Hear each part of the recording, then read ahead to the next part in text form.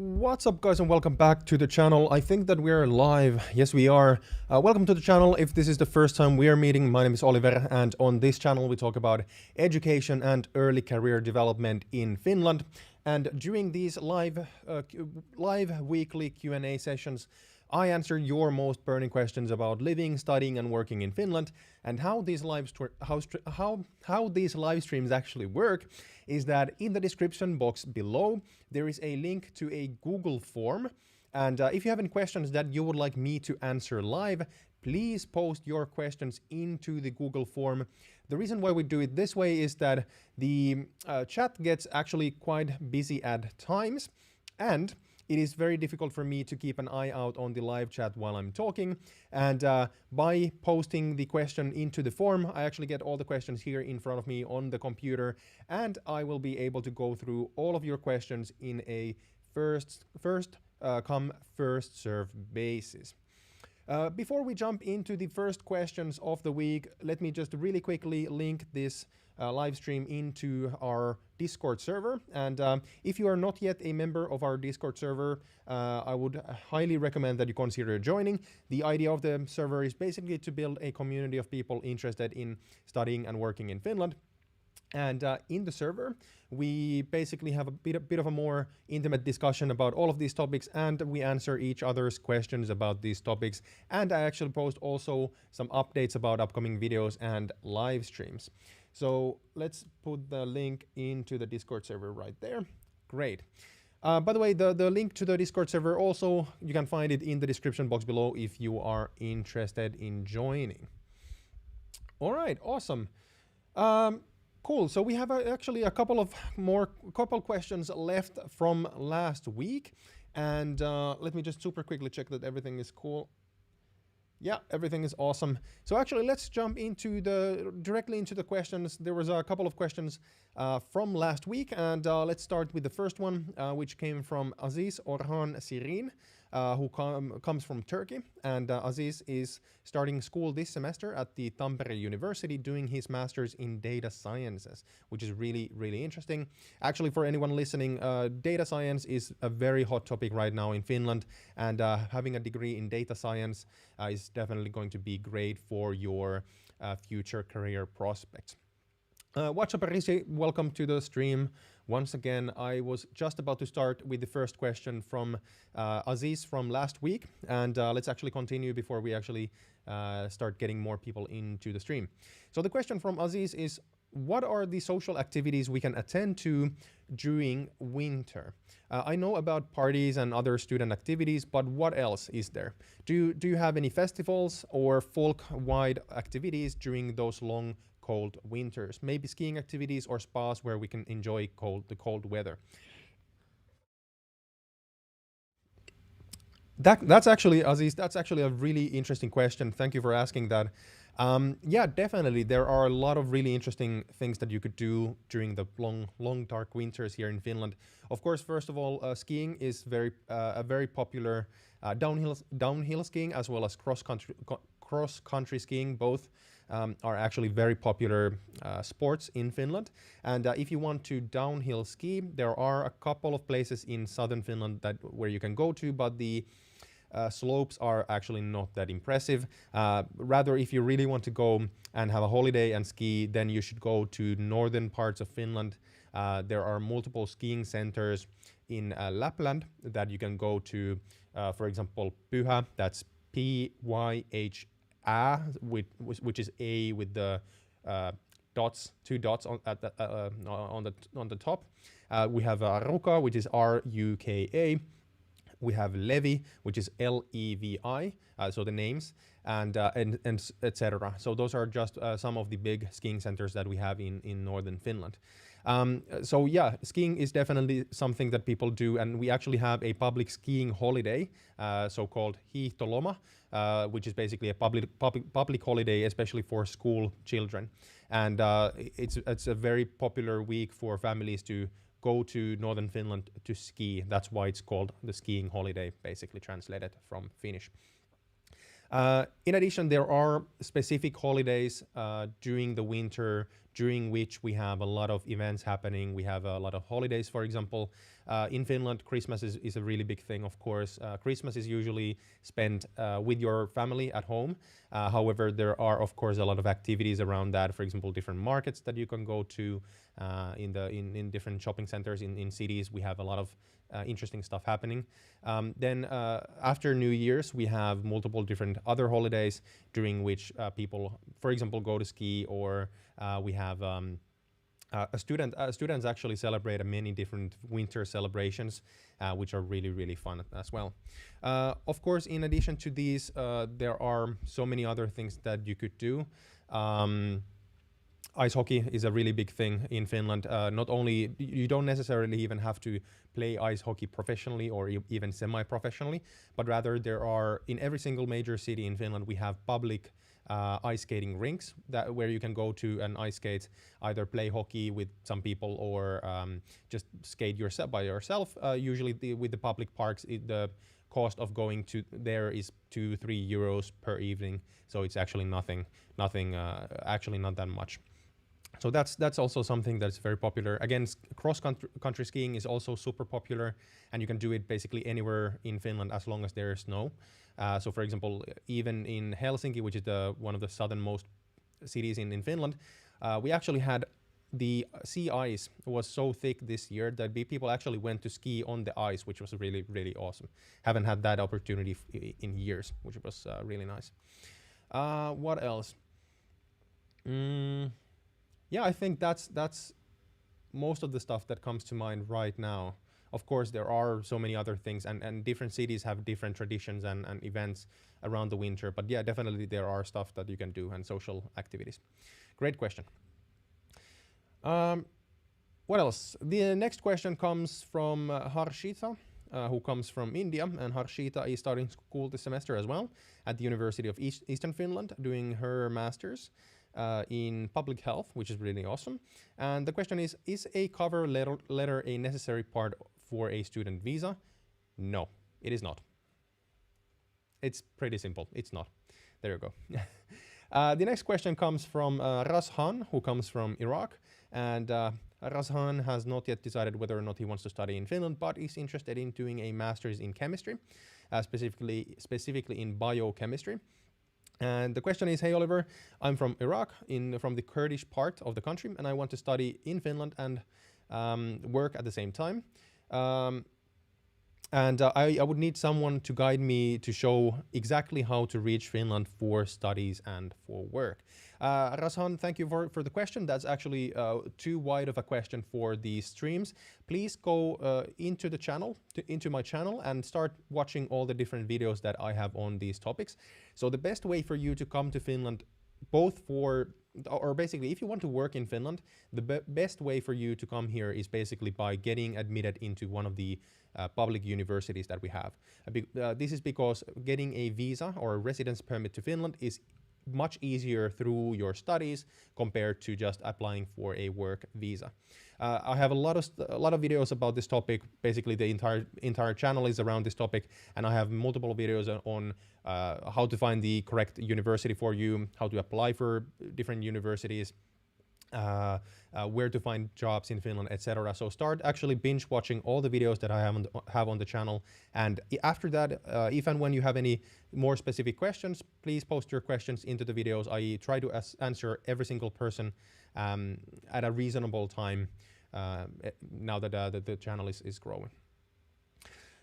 Before we jump into the next question, just wanted to say hey to everyone who joined. Welcome to the stream. If you are new to these live streams, the way that these live streams work is that I have a link to a Google form in the description box below.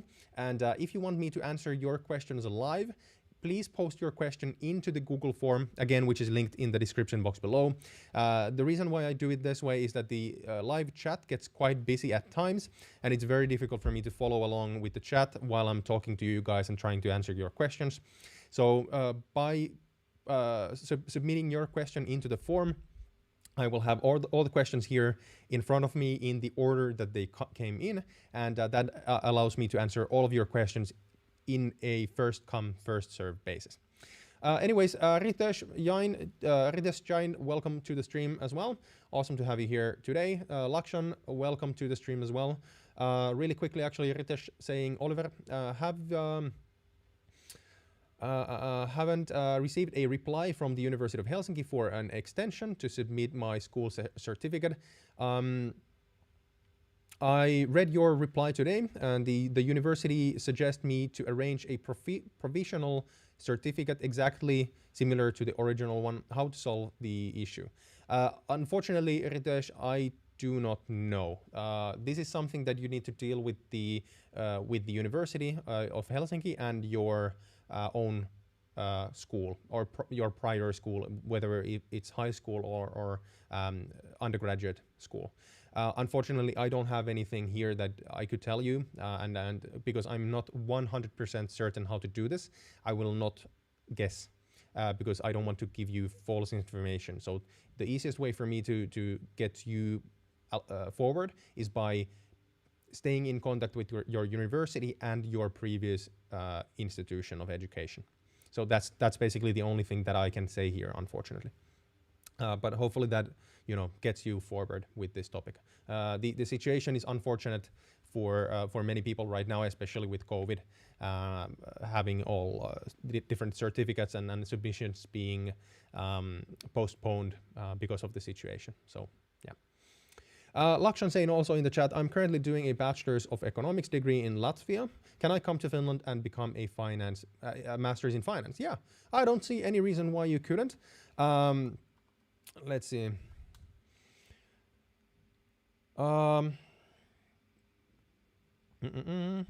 Especially considering that Latvia is a European Union country, it's actually pretty easy for you to come to Finland.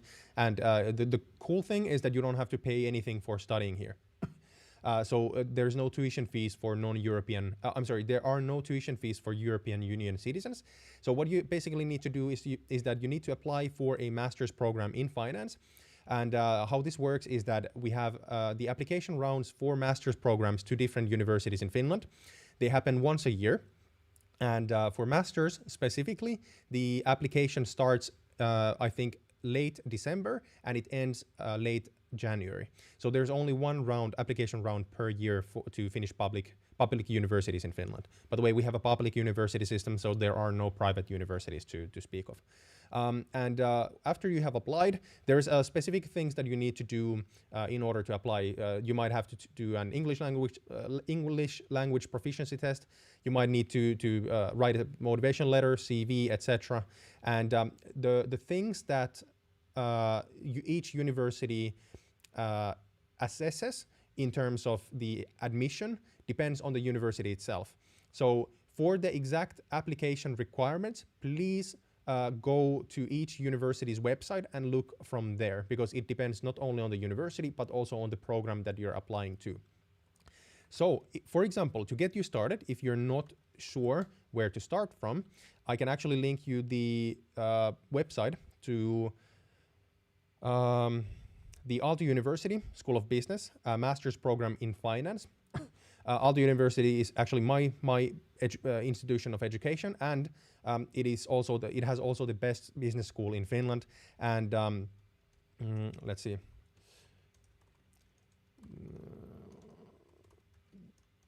There you go. There's a link in the chat. Please go ahead and check that website, and I will actually show you really quickly here how to find the application requirements. So when you go to the website on the master's programs for finance, you can actually go a bit downwards and check how to apply. And from this page, you can find first of all, you can find the timeline. This is going to be updated for 2021 a bit later this year. But this gives you a benchmark of this process. However, here's basically all the different application requirements and the documents that are required for you to apply to study at Aalto. So start from there, and then I recommend that you start going through my videos on the channel if you haven't seen them, especially those that talk about the application process itself. I have a dedicated playlist for the university admission process in Finland. So go ahead and binge watch all of the videos to get all the necessary information that you need. Awesome. What's up, Amir? Welcome. welcome to the stream. Deepika Pala, welcome to the stream as well.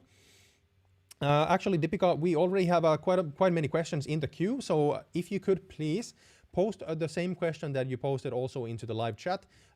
However, post it to the Google form that I have linked in the description box below. So right below the video, there's the description box. If you open it, click see more, you can find a link between two yellow exclamation marks. That's a link to a free Google form where you can fill out the question, and then I will have the question here on my computer, and I will get to your question in a moment. Talking of which, the next question from the form comes from Shaikh Arif, who comes from India, and Shaikh is applying to do a master's in computer sciences. Not sure about the university. And the question is how big of a study gap is accepted when applying to study in Finland? There is no limit on what kind of a study gap you can have or cannot have when you apply to study in Finland. If you have done your undergraduate degree or bachelor's degree 5 years ago, you can still apply for a master's, no problem. Even if you have applied, even if you have graduated from your bachelor's 20 years ago, you can still apply for a master's in Finland. There is no limit on the years, basically. Lakshan, you're welcome. Hopefully that answered your question. And next we have, next question comes from Nagabraham. I'm sorry, I'm going to butcher your name. Nagabrahman. I'm actually, Nagabrahman. No, sorry, it's an M at the end. I'm trying to learn your names, guys. Trying to get the pronunciation correctly, at least somewhat. Nagabrahman.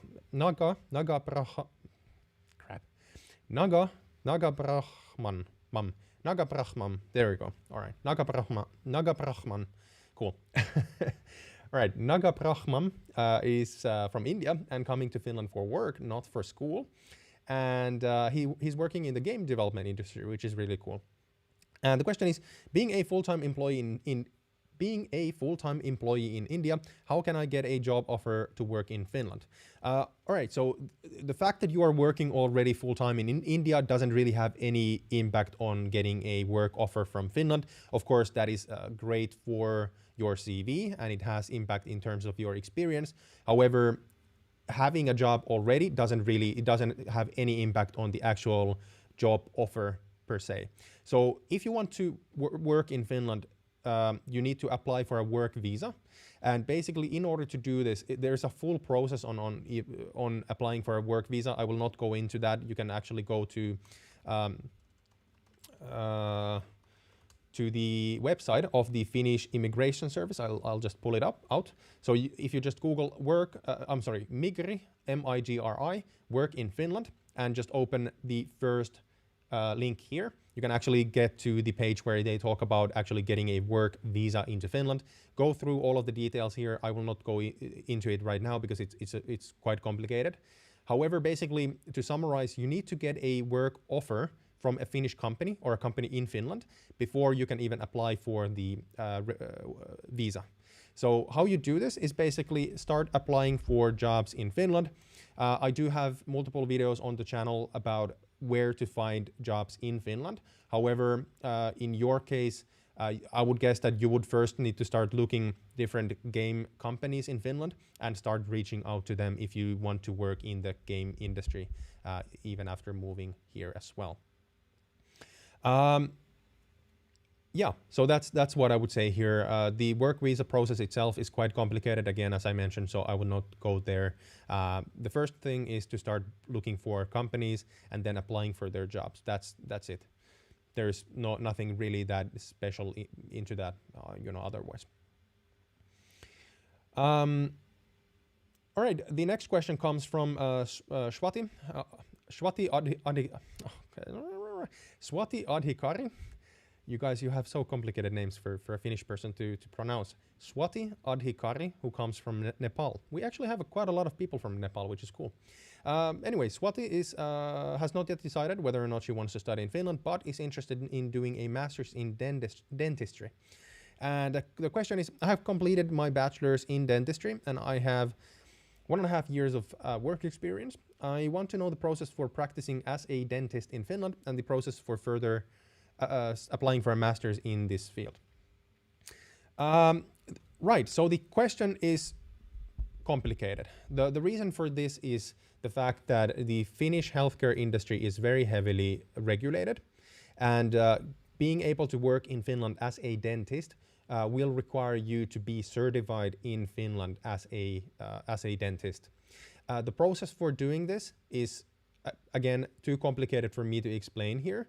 But I can link you some resources if you want to, if you send me a message, or if you ask the same question in our Discord server. So just in any of the channels that we have in the Discord server, just ask the same question there, and I will link you a website from where you can start looking this up. This question and the topic is too complicated and too specific for me. I am not that well versed in the Finnish healthcare system and the industry, especially in dentistry, because it's a very specific niche. And I would need you to look into this a bit more. It will take me a long time if I start looking into this. So unfortunately, I'm not able to provide you with a direct answer here. And I will not be able to give you a direct written answer either, but I can give you resources and links where you can start looking into this yourself. The next question from the hey yes, welcome to the stream. Awesome to have you here again.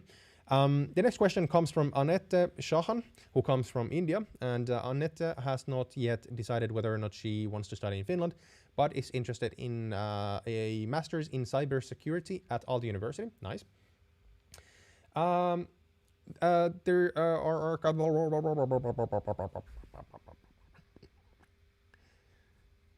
all right, I have no idea what that was.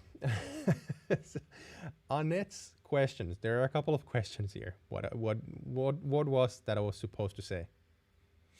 First, I have seen 2 courses on studyinfo.fi, which is the website run by the Finnish Ministry of Education, from where we apply to the universities, if you didn't know that. So I have seen 2 courses on studyinfo.fi for cybersecurity, one provided by Erasmus Mundus and the other by Aalto University. I wanted to know, will both types of students be studying the same course and syllabus? No. They will not. So unless the Erasmus is from Aalto University itself, no, you will not. So there is going to be a difference. First of all, depending on where the Erasmus Mundus is being taught. If it's taught at Aalto University, then there's going to be a lot of similarities. However, if it's at some other university, then it's going to be most likely completely different. Of course, the courses are going to overlap somewhat, but there's going to be different teachers, different course names, different assignments, materials, etc. What I would recommend you to do is to specifically look into Aalto University, not only because, well, it's the best university in Finland in this sector, but also because I know that their cybersecurity program is excellent. And actually, Aalto University has a problem currently with their students in this field, where those students are actually hired by companies even before they ever graduate. So Aalto is really struggling in getting these people to graduate from the school. So I would specifically look into the program at Aalto University. That's specifically the better option. Of course, if you want to do an Erasmus program, that's a totally different question altogether. However, I would recommend the one from Aalto University. Then the second question is, if I want to apply for 2 courses in Aalto University, will I need 2 separate motivation letters? Good question, not sure. Please contact Aalto University Admission Services at the following email, admissions, that's plural, admissions@aalto.fi. My gut feeling is that you don't have to put in 2 motivation letters, but I'm not 100% sure, so I would make sure if I were you. All right, the next question from the forum, and actually before we continue anymore, super quickly just saying hey to everyone. Judd Wiga, welcome to the stream as well. Awesome to have you here as well. And I think I said hey to Min Hien Bui as well. Welcome to the stream as well. By the way, LOL, skip the name. Yeah, that's cool as well. Laksham, I will get to your questions in a while. But if you want to get your questions answered quickly or quicker, please post your question into the Google form, which is in the description box below, because I will prioritize the questions in the form, and I will then jump every now and then into the chat. But if you want to be sure that your question will be answered today, then please post your question into the Google form. All right, the next question comes from Tina from India, and Tina has not yet decided whether or not she wants to study in Finland, but is interested in a master's in computer sciences at Aalto University. And her question is, how many seats per intake per course are at Aalto University? Is there any specific number of seats or how many students are admitted, allocated for international students for each course? Great questions. My answers are no, I don't know, and I don't know. So first of all, in terms of how many seats or how many spots there are for new students each year, that is not public information, at least not for every single program. If it is, then it's going to be said on the university website. This is going to change, or this is going to vary heavily between the different programs. So there's absolutely no way for me to give you a generalized answer here. Rather, you would need to look into each individual master's program. For example, inside within the field of computer science, there are multiple different master programs, which all of which have a specific number of spots or seats available. So you would need to dig really deep into each of these. However, my understanding is that this is not public information, or it's not said on the website. So there's probably no way to know for sure. Then the second question is any number of the seats allocated for international students. Again, kind of reflecting on the first question, I don't know. This is not public information. Aalto University doesn't have to publicize this to outside stakeholders or third-party stakeholders. So no way to know, unfortunately. Great questions, really important questions, but unfortunately, I simply don't have the answer to this. Anyway, the next question. The next question comes from Samer Gupta, and Samer comes from India and is applying to a university, not selected yet, next year to do a PhD in biotechnology, biomedicine, life science, or a related field. Nice, really, really interesting fields. And the question is, hey, I am Samer Gupta from India. My wife has completed her bachelor's and master's in biotechnology, and she wanted to get admission in PhD, but we don't have any idea of the procedure and how to find information about the admission. Should we look for a master's admission first? Please suggest us the best way to do this. Great question, Samir. Unfortunately, I don't have any videos about PhDs yet on my channel. I have been telling for months that I will do them this year. However, they're still going to be postponed quite a bit because there is still quite a lot of stuff that I want to talk about in terms of bachelor's and master's degrees. However, I will talk about PhDs on my channel at some point in the future, hopefully just even within this year. However, what I would recommend you to do in terms of the question, you don't know about the procedure and the admission. So let's see. So what I recommend you to do is to go on Aalto University's website, just Google Aalto or Aalto University PhD, take the first link, specifically the one which starts with www.aalto.fi. This is the front-end website or the public website. The one with the into.aalto.fi is it is public, but it's basically like the internal website of Aalto University, and there's way too much information there for you to go through. So use this aalto.fi website. So click doctoral programs, and then you can actually find all the different programs that they have within Aalto University.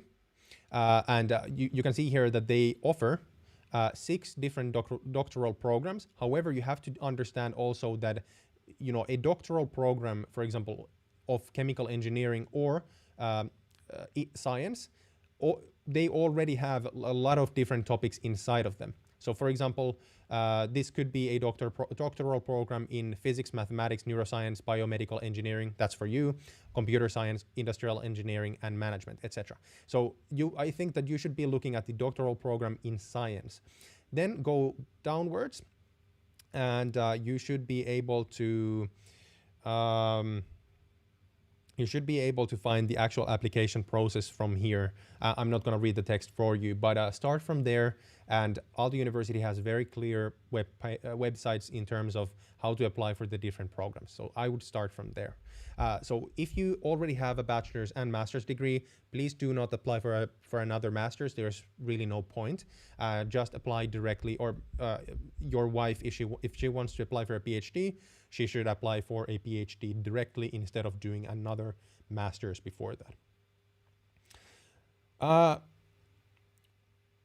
Yes, there's currently around 15 questions in the form, so it's going to take a while for me to get to the last one of them. But again, of course, early bird catches the worm. So if you want to get your question answered, I'm going to easily go through this within this stream and then even more some. So just post your question into the form and I will get to yours as soon as possible. But yeah, the next one comes from Monique. The next question comes from Monique from Italy. Welcome, Monique, to the stream. And Monique is coming to Finland for work, not for school. And the question is how to proceed to apply for a work permit in Finland moving from a European Union country. So yeah, so this is unfortunately a bit of a too complicated topic for me to go too deep in this stream. As well, this is actually a topic that I haven't looked into that much. But what I would recommend you to do first is, again, I think I answered this already at the beginning of the stream. Google Migri, M-I-G-R-I, work in Finland. Migri is the Finnish immigration service. And click the first link, working in Finland. And from here, you can actually see the process for applying for a work permit or work visa in, I'm sorry, not for a work permit. What kind of things to take into account when you want to come to work in Finland. The thing is that currently, of course, COVID is going to restrict moving into Finland, even from European Union countries. But of course, as a European Union citizen, you do not need a residence permit. So moving to Finland to work is quite a bit easier for you. So you have the right to move to Finland if you actually get a job. And there's a specific procedure that you need to go through here. So what I recommend you to do is to start with this website, go through this entire thing on your own, and then please post any questions that you have into the Discord server that we have. So if you don't know what Discord is, it's basically this social media forum type of app. And we have a forum or group or server, which it is called officially, where we actually talk about these kind of things. And there's a link in the description box below through which you can actually register or you can join the server. And this is something that I would need to answer in a written form because it's going to take a while for me to research all of this. So please send me a question in Discord and I will get to it a bit later. However, it's too much for me to answer right now because there's a lot to understand. So hopefully that's okay for you, Monique. All right, the next question comes from Jess Velasco, who comes from the Philippines. And Jess is coming to Finland also to work, not for school. And let's see, the question is, hello, I'm Jess from the Philippines. What's up? It's nice to see that you do this kind of stuff. Awesome to have you here. That's you know, the if you guys weren't here live, there would have been no reason for me to do this. So it's cool that you joined. I have a bachelor's degree in travel management with 2 years of work experience in administrative and airport ground handling operations. I am interested to live and work in the southern part of Finland, preferably Tampere, the cities of Tampere or Helsinki, or anywhere with a nice location. I would like to know if you have any company ideas, recommendations to where I can apply for a job that's related to my field or industry. Thank you for taking your time to respond to this. Yeah, sure. So if you have specifically experience in airport operations, what I would recommend you to do is to directly apply for a job at the airports or at the airlines. So there are a couple that I would recommend to you right from this seating. So Finnair, I'm sure that you're familiar with it, hopefully. Finnair is the Finnish government-owned aviation company, and they have, of course, a lot of jobs, and they are one of the most international companies in Finland. So speaking Finnish is not necessarily, needed, especially for many of the ground operations. So I would recommend to just Google Finnair jobs and look for careers and jobs from their website. So this would be, of course, working directly for Finnair. Again, this could, entail a job anywhere around Finland. However, what I would also recommend you to do is to look for Finavia. Finavia is the company running most airports in Finland. So let's see. There we go in English. There. Well, that sucks. Well, that's weird. For some reason, their career website is not in English, even though that they have a lot of people working there who don't speak Finnish. So that's a bit weird. But I would actually look up Finavia because that's one of the biggest companies in terms of airport operations in Finland, and definitely a good option for you if you're looking into this. Of course, if you are looking then into hospitality management or this kind of stuff, or travel management in general, of course there's many kinds of hospitality companies, Horeca companies, travel companies, especially in the northern parts of Finland. And however, your experience in airport operations is not necessarily that specific for those. So I would start with Finnair and Finavia for when you start looking for jobs. So I think that this would be a good starting point. Cool. Hopefully that helps you find at least something, and then kind of snowball it from there over time. Cool. Once more, just mentioning this one more time before I mention it the next time. If you have any questions and you're new to these live streams, welcome first of all. My name is Oliver, and on this channel we talk about education and early career development in Finland. And during these weekly live Q&As, I answer all of your questions about living, studying, and working in Finland. And how these live streams work is that I have a link in the description box below to a Google form. And if you want me to answer your question live, please post your question into the Google form. The reason for this, why I do it this way, is because the live chat gets really busy at times, as it is right now. And it's very difficult for me to follow along the live chat while I'm talking to you guys and showing different websites. And if you post your question into the live chat, it is highly likely that I'm going to miss it. And however, if you post your question into the Google form, I will have all the questions here in front of me on my computer, and it's easier for me to go through them one by one. And also I will prioritize the questions in the form. So if you post your question into the chat, you will have to wait for quite a while before I get to your question. So just, letting you know. Anyway, the next question from the form comes from Asif from Pakistan, and Asif is applying to the University of Helsinki to do a master's in computer sciences.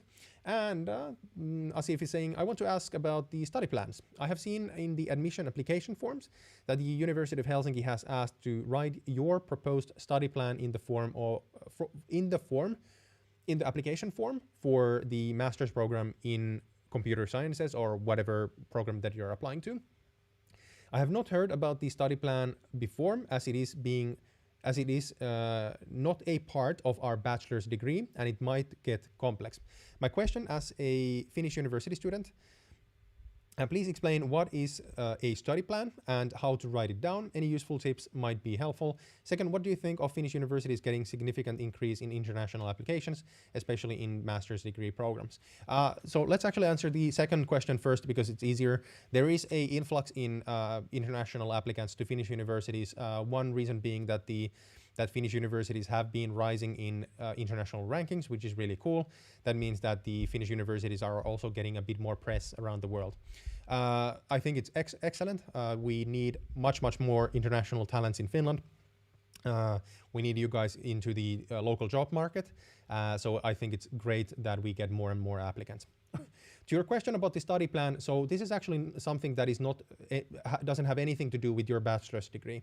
So specifically what the University of Helsinki is here asking you to do is to list out the different courses that you want to do at the University of Helsinki for your master's. So on the website of the university, when you go to specifically look at the master's program in computer sciences, you should see the different courses that you're able to take, and what kind of a structure your degree actually has. And basically, based on this information, if I remember correctly, please do not quote me on this because I haven't looked at the forms in a while, so I might be incorrect in this. However, how I understand this is that basically, based on the degree structure, which is visible on the website, and the different courses that are also visible on the website, you need to build yourself a plan of which courses to take and at what time. So basically, you need to plan out your 2 years of studies at the University of Helsinki and then include this plan into your application. That's simple.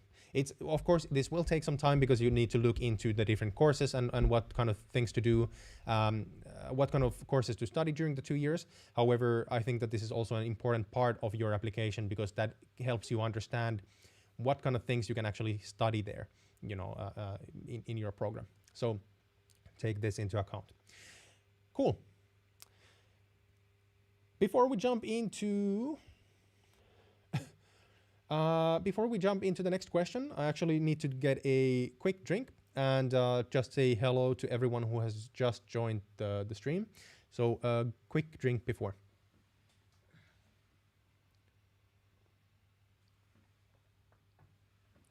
All right. Awesome. First of all, Biri, welcome to the stream as well. Awesome to have you here. M Dobry 2378, welcome to the stream again. Awesome to have you here again. And actually, M Dobry asking, would you ever do a desk setup tour or daily routine? I have thought about it, but there are so many other much better videos on YouTube already about this topic that I think that those stand better for you if you want to watch them. For example, Ali Abdal is one of the YouTubers that I would highly recommend you to check out. Or the other similar like productivity YouTuber is called Thomas Frank. I would highly recommend that you check them out if you want to see like a daily setup or like a daily routine for students, and especially when thinking about study techniques.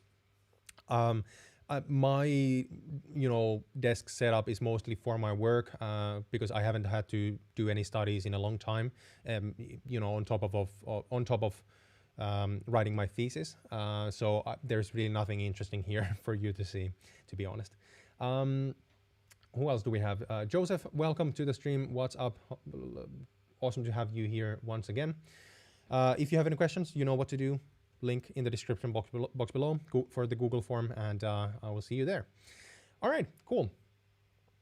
Dober saying, I watched Ali already, LOL. Awesome, that's actually really cool. I really recommend that you actually take note of the study techniques that Ali is talking about.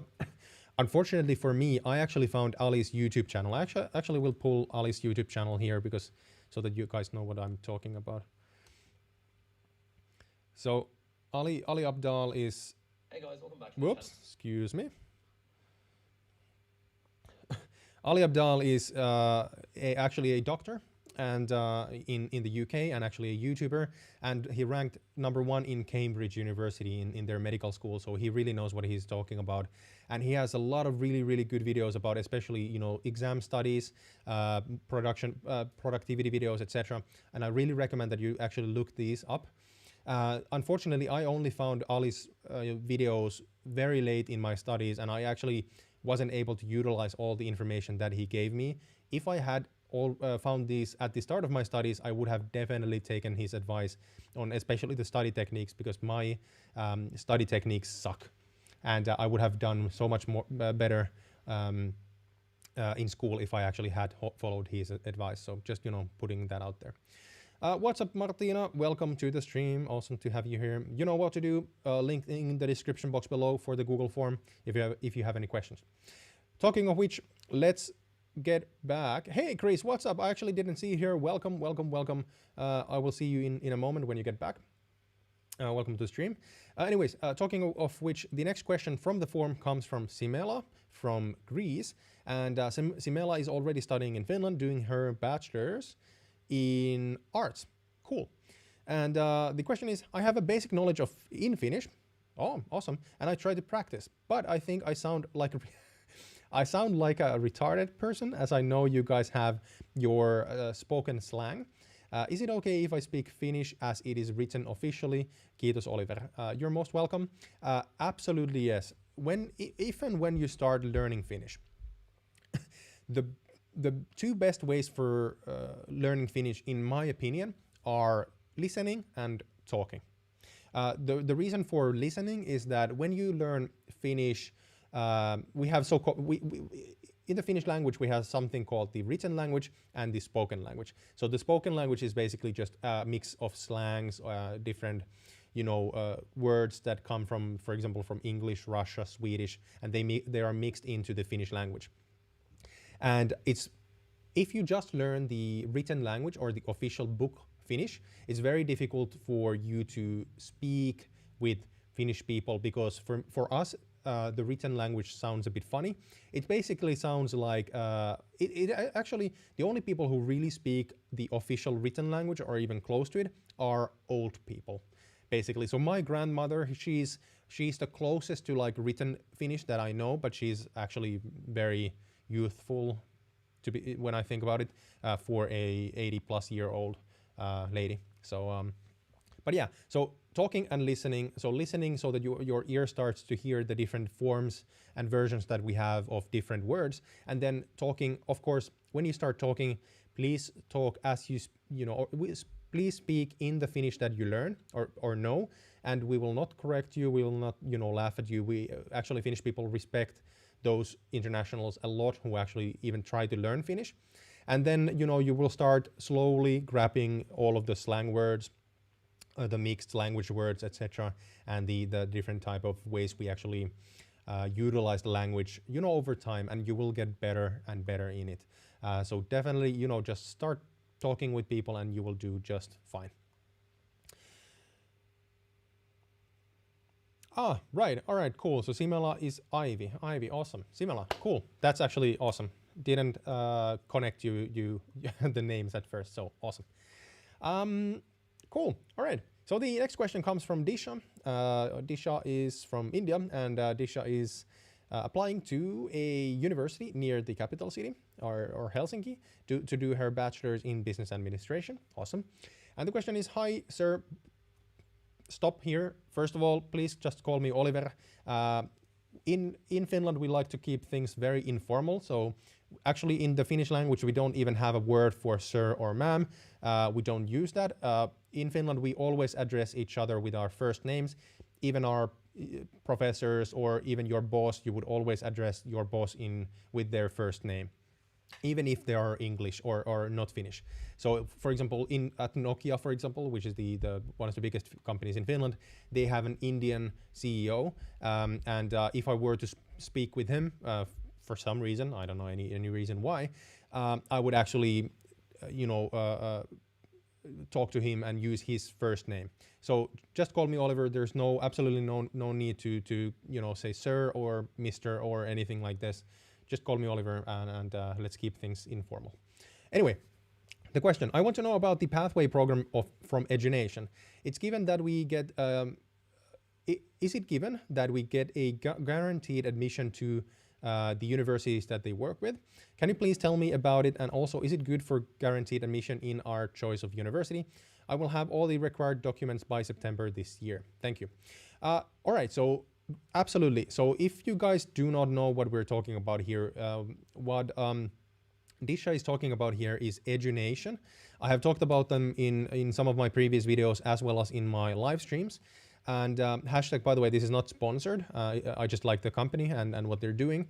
So Edunation is basically a Finnish company that offers kind of an alternative way of applying to study in Finland. So the problem with Finnish universities is that, as I mentioned earlier in this stream, is we have the applications for master's programs happens once a year, and the applications for bachelor's programs, English programs specifically, happens only once a year. So this means that if you miss the December-January space during which these applications happen, you have to wait for a year until you can apply to study in Finland. So this is where Edunation comes in, and they actually partner with a bunch of universities and universities of applied sciences. And the cool thing here is that they have actually through Edunation, these schools actually extend their application processes or application periods. So for example, instead of having just the January to apply, you would have January to all throughout to end of May with some schools. So the periods are longer and they happen more frequently. So through Edunation, you would have more opportunities to apply to Finland than through the quote unquote normal process. So take this into account. So what Disha is talking about here is the pathway program that Edunation has. It's a really cool program, and I actually have a video about this on the channel. So in summary, this is a prepping program where you actually, if you are not quite ready to apply to study in Finland, for example, your English is not at a acceptable level, or if your grades, for example, from high school are not quite there, and you're not necessarily going to be admitted to study in Finland through the normal process, what you can do is to apply to the Edunation Pathway program. So this is either half a year or a 1 year long program, during which you basically start learning the basics of your field. So if you, for example, want to study in engineering in Finland, you will start learning not only Finnish and English, not only English so that you can actually be admitted, because you need to speak good English in Finland, but you will also start learning mathematics, basic engineering stuff, etc. And all of this will prepare you to actually study in Finland in this field. The really cool thing about this is that if you complete this pathway program successfully, you will be guaranteed a spot in one of the Edunation partner universities that they have listed here. And which pathway you take, so business, engineering, or technology, which pathway you take, it will have an impact on what universities you can then apply to after the program ends. And there is a cost to the program, but it's actually really affordable when you think about how much help you can actually get from it. And one more cool thing is that if you get admitted, if you do the program successfully and you get admission to Finland, Edunation will also help you with the residence permit applications, travel arrangements, settling down into Finland, apartments, all this kind of stuff, getting a bank account, etc. So they're actually going to give you like a, how do you say? They're going to basically help you, hand in hand to go through the process of applying to study in Finland. So I really recommend that you check it out. So anyway, long story short, let's get back to Disha's question. So question number one, is it guaranteed, or is it actually true that we get a guaranteed admission? Yes, it is, but you need to complete the pathway program at a acceptable score. All the specific information can be found on Edunation's website. And is it also a good option for a guaranteed admission to any of the universities in Finland? This is actually the only way for you to get guaranteed admission. No other way you can get a guaranteed admission to study in Finland. If you don't apply through Edunation Pathway, you basically need to compete against hundreds of other applicants through the quote-unquote normal process. So it's an excellent choice. Excuse me, excellent choice. Anyway, the next question comes from Rahul from India, and Rahul has not yet decided whether or not he wants to study in Finland, but is interested in the universities of Arkada University of Applied Sciences, as well as the Tampere University of Applied Sciences. And he would like to do a bachelor's in business or in computer sciences. The question is, hi Oliver, do you know about the entrance exams for these universities?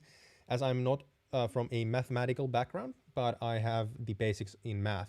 So can you tell me about Arkada University and their separate entrance exam? And when I asked about them, asked about the entrance exams from the university, they told that the subjects for this exam changes every year. Yeah, this is true, and because of this, I don't actually have anything that I can really say here.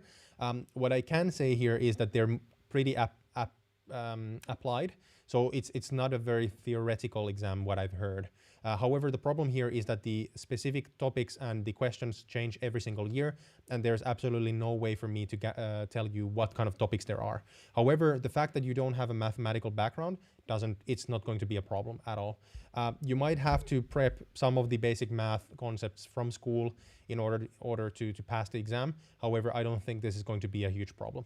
But yeah, unfortunately, I don't have any more specifics, again, because they change the exam every year, and the exam is actually not public. They don't publicize the exam, as to my knowledge. So there's nowhere for me to go back and look at the old questions. So there. Cool. The next question from the forum comes from, and I'm sorry, I'm going to butcher your name. Amek Monsef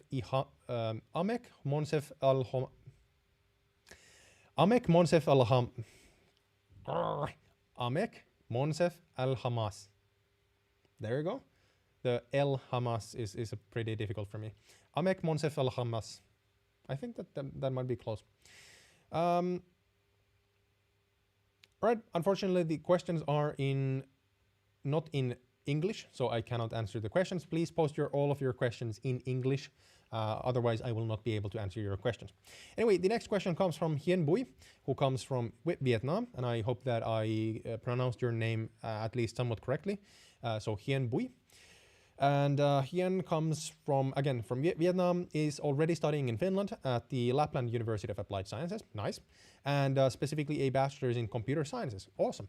And the question is there any chance for UAS, University of Applied Sciences students, to continue for a master's in research universities right after their graduation in the University of Applied Sciences? Yes, absolutely.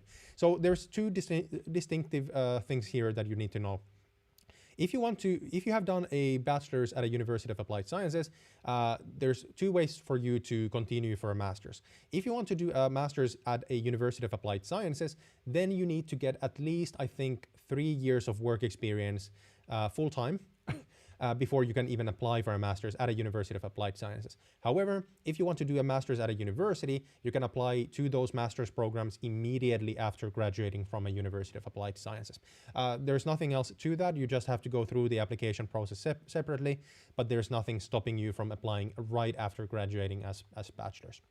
So yeah, great question. All right, the next question comes from Bavia. By the way, sorry, the question is not from Bavia, but the next question is not from Bavia, but Bavia, what's up? Welcome to the stream. Awesome to have you here again. Who else do we have? Do we have any new people here? Actually, I don't think so. All right, the next question comes from Christian Guevedo, who comes from Peru. And I hope that I pronounced Guevedo correctly. Christian Guevedo. There. All right, so Christian is applying to do a master's in AI, machine learning, or languages at the University of Tampere, Aalto, or Helsinki. Awesome. And the question is there any penalties for when we apply and we do not accept the university offer? Let's say I present my application for the upcoming term, but I couldn't take it for any reason. Is the school or the system going to hold me accountable for making them lose their time? Also, is there a priority for first-time applicants? I'm trying to think when is the best to apply. I guess I want to ask that if applying several times would hinder my ability to get accepted. Thanks again, as always. You're welcome. And first of all, a really great question. I haven't actually answered this ever before. And a simple answer here is no. There is no kind of penalization or penalty if and when you decline an offer to a university. There's actually a difference here between international students and Finnish students, because when Finnish students apply to university for the first time after high school, they actually get extra points for their kind of first time application. And after that, every time they apply, they don't get those extra points for the admission or application. However, this doesn't apply to international students. It's just something, you know, a fun little fact for you now that you asked about the topic. So yeah, no kind of penalties, anything. You have to take into account that there are hundreds of people every single year in every university that decline their offers.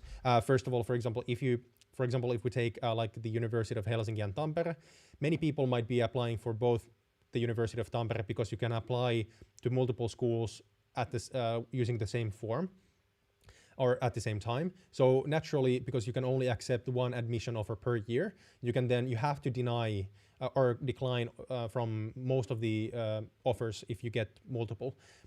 So this means that if they would penalize you, the whole system would break basically. So no, there is no penalization at all, any kind.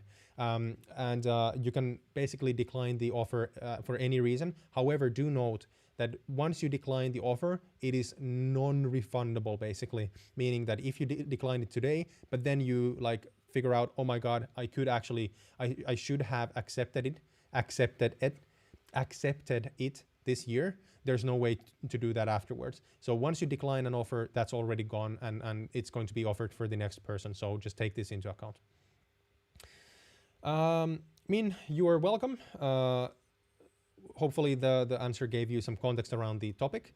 And Nirmal Kumar, also, what's up? I hope that you guys are getting some value out of this, and this is the only reason why I'm actually doing these live streams. So, you know, thank you for the positive feedback.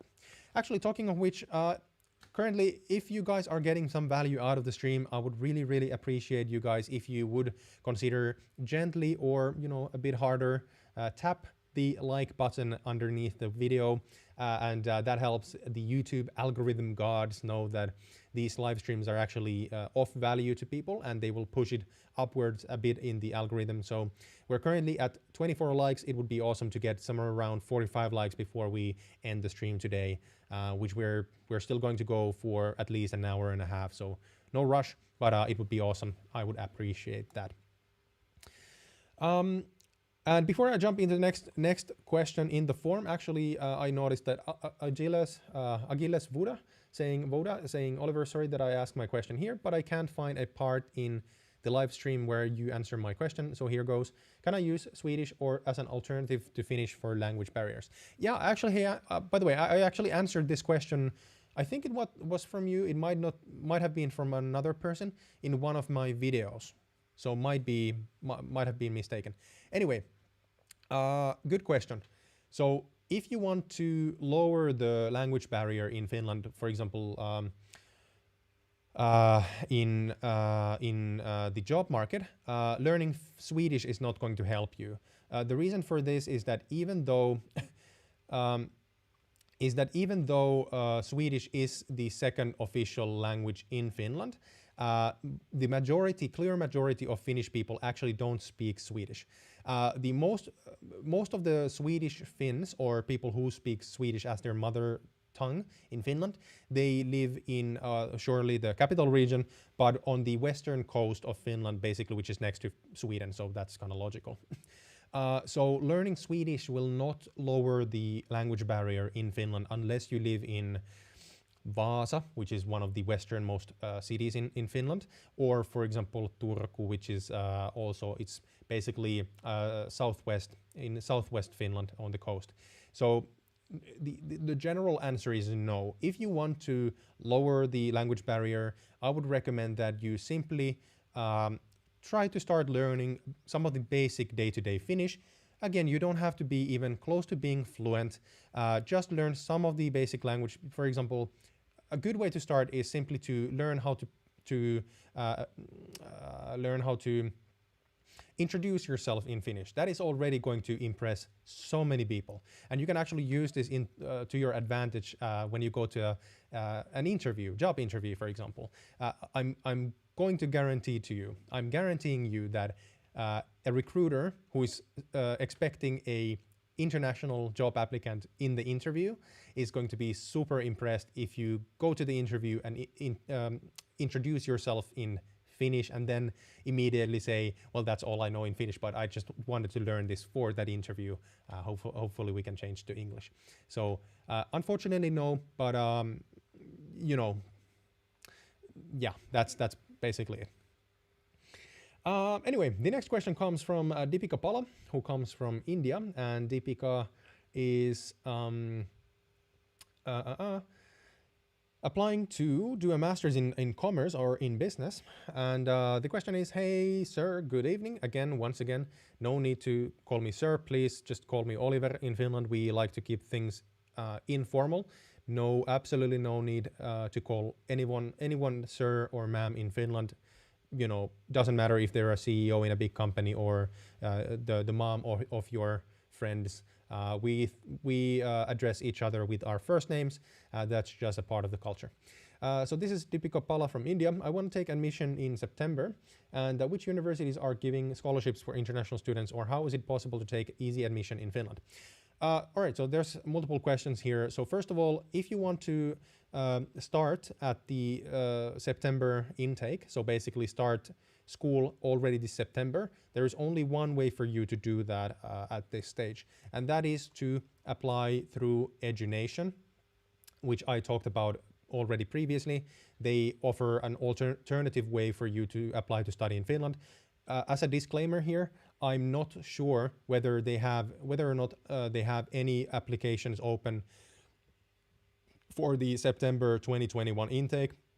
It's highly likely that they no longer have anything open at this time. You have to remember that in Finland we apply to study at a university around a year before the studies start. So for example, if you wanted to do a master's in business and you want to start your school this September, you would have had to apply to universities already in January 2021, I'm sorry. So the applications for the next September happen already starting last December.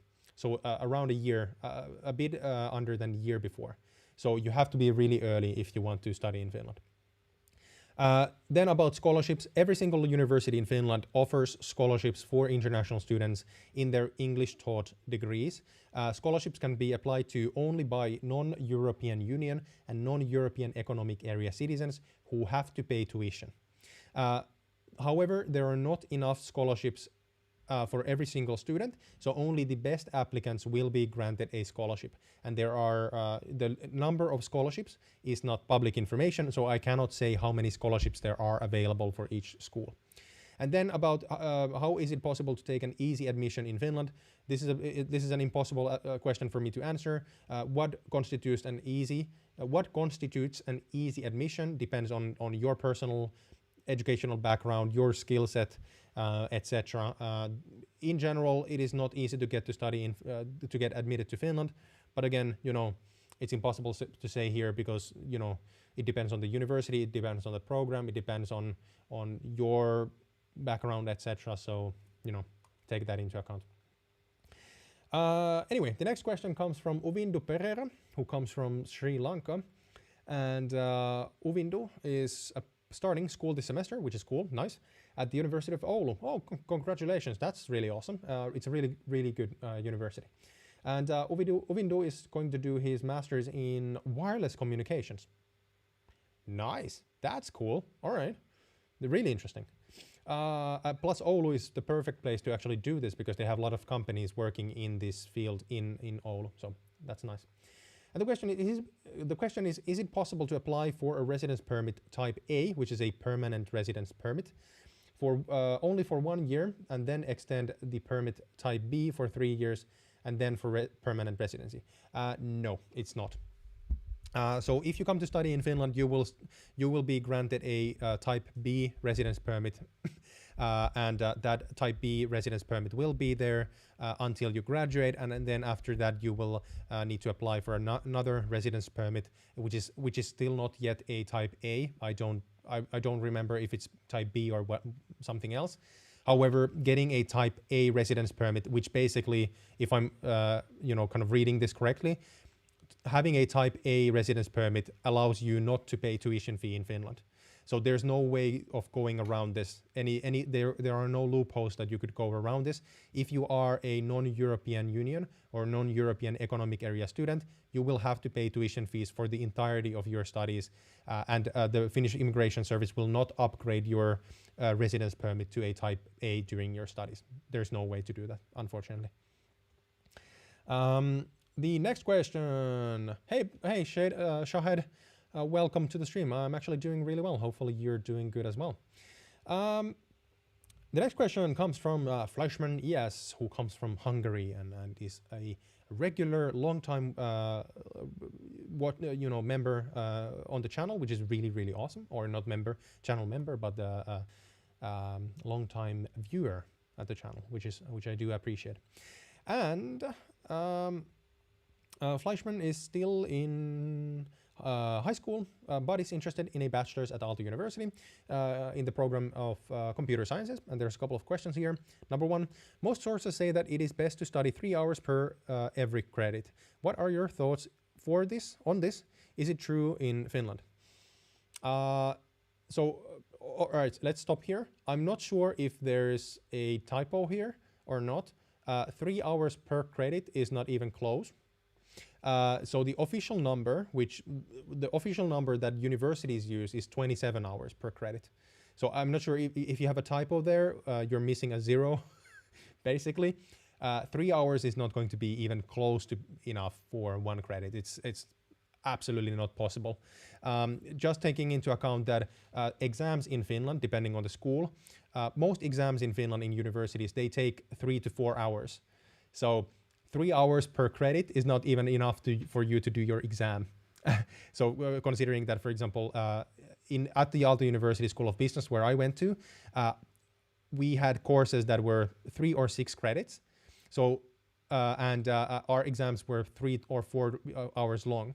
So, if you would be able to get 1 credit per 3 hours, that would mean that an exam would already be worth 1.5 credits or one credits. It's absolutely not possible. So the official number is 27, but I'm sure that you can do with less. But however, I think that's a good benchmark when you start your studies, because you have to get used to the Finnish education system and how the university works and what kind of assignments you have, how to actually formulate kind of these Finnish type assignments, what kind of group works there are, what kind of schedule you have, etc. By the way, actually, if you didn't see this, I actually just posted a video about this on the channel. Go ahead and check it out. I actually talk about this in more detail in the video. It's around 5.5 minutes. All right, so there was a typo, so 30 hours. Yeah, 30 hours, completely fine, absolutely fine. Of course, again, in the beginning, especially when you're kind of getting used to the university system and what kind of exams we have, what kind of materials we have, how the professors actually teach, and how much work you need to put in to the courses yourself. I'm quite sure that it's going to be over 30 hours per credit at the beginning, like the first semester. But then when you get used to it, I'm sure that that's going to go actually down quite a bit. So yeah, great question though. Yeah, definitely. And the second question was, are student loans a good idea if I'm not sure that I will get enough money? I'm not a financial expert, and I'm not allowed to give any financial advice. But what I can say is that even in Finland, we do take student loans. So sure, we're able to take a government guaranteed student loan, which is really cheap. However, we still have a student who does their bachelor's and master's, they could have 10,000-20,000 euros of student loan after school. So personally, I have some student loans myself as well. I'm not going to go into the numbers. However, of course, depends on your ability to pay it back at some point. Your parents' income, for example, if they're able to help you out. And if you're not able to find the funds to pay for the school otherwise, yeah, then of course that's an option. Yeah, but I'm unfortunately I'm not even allowed to give you any official financial advice. So please take that into account.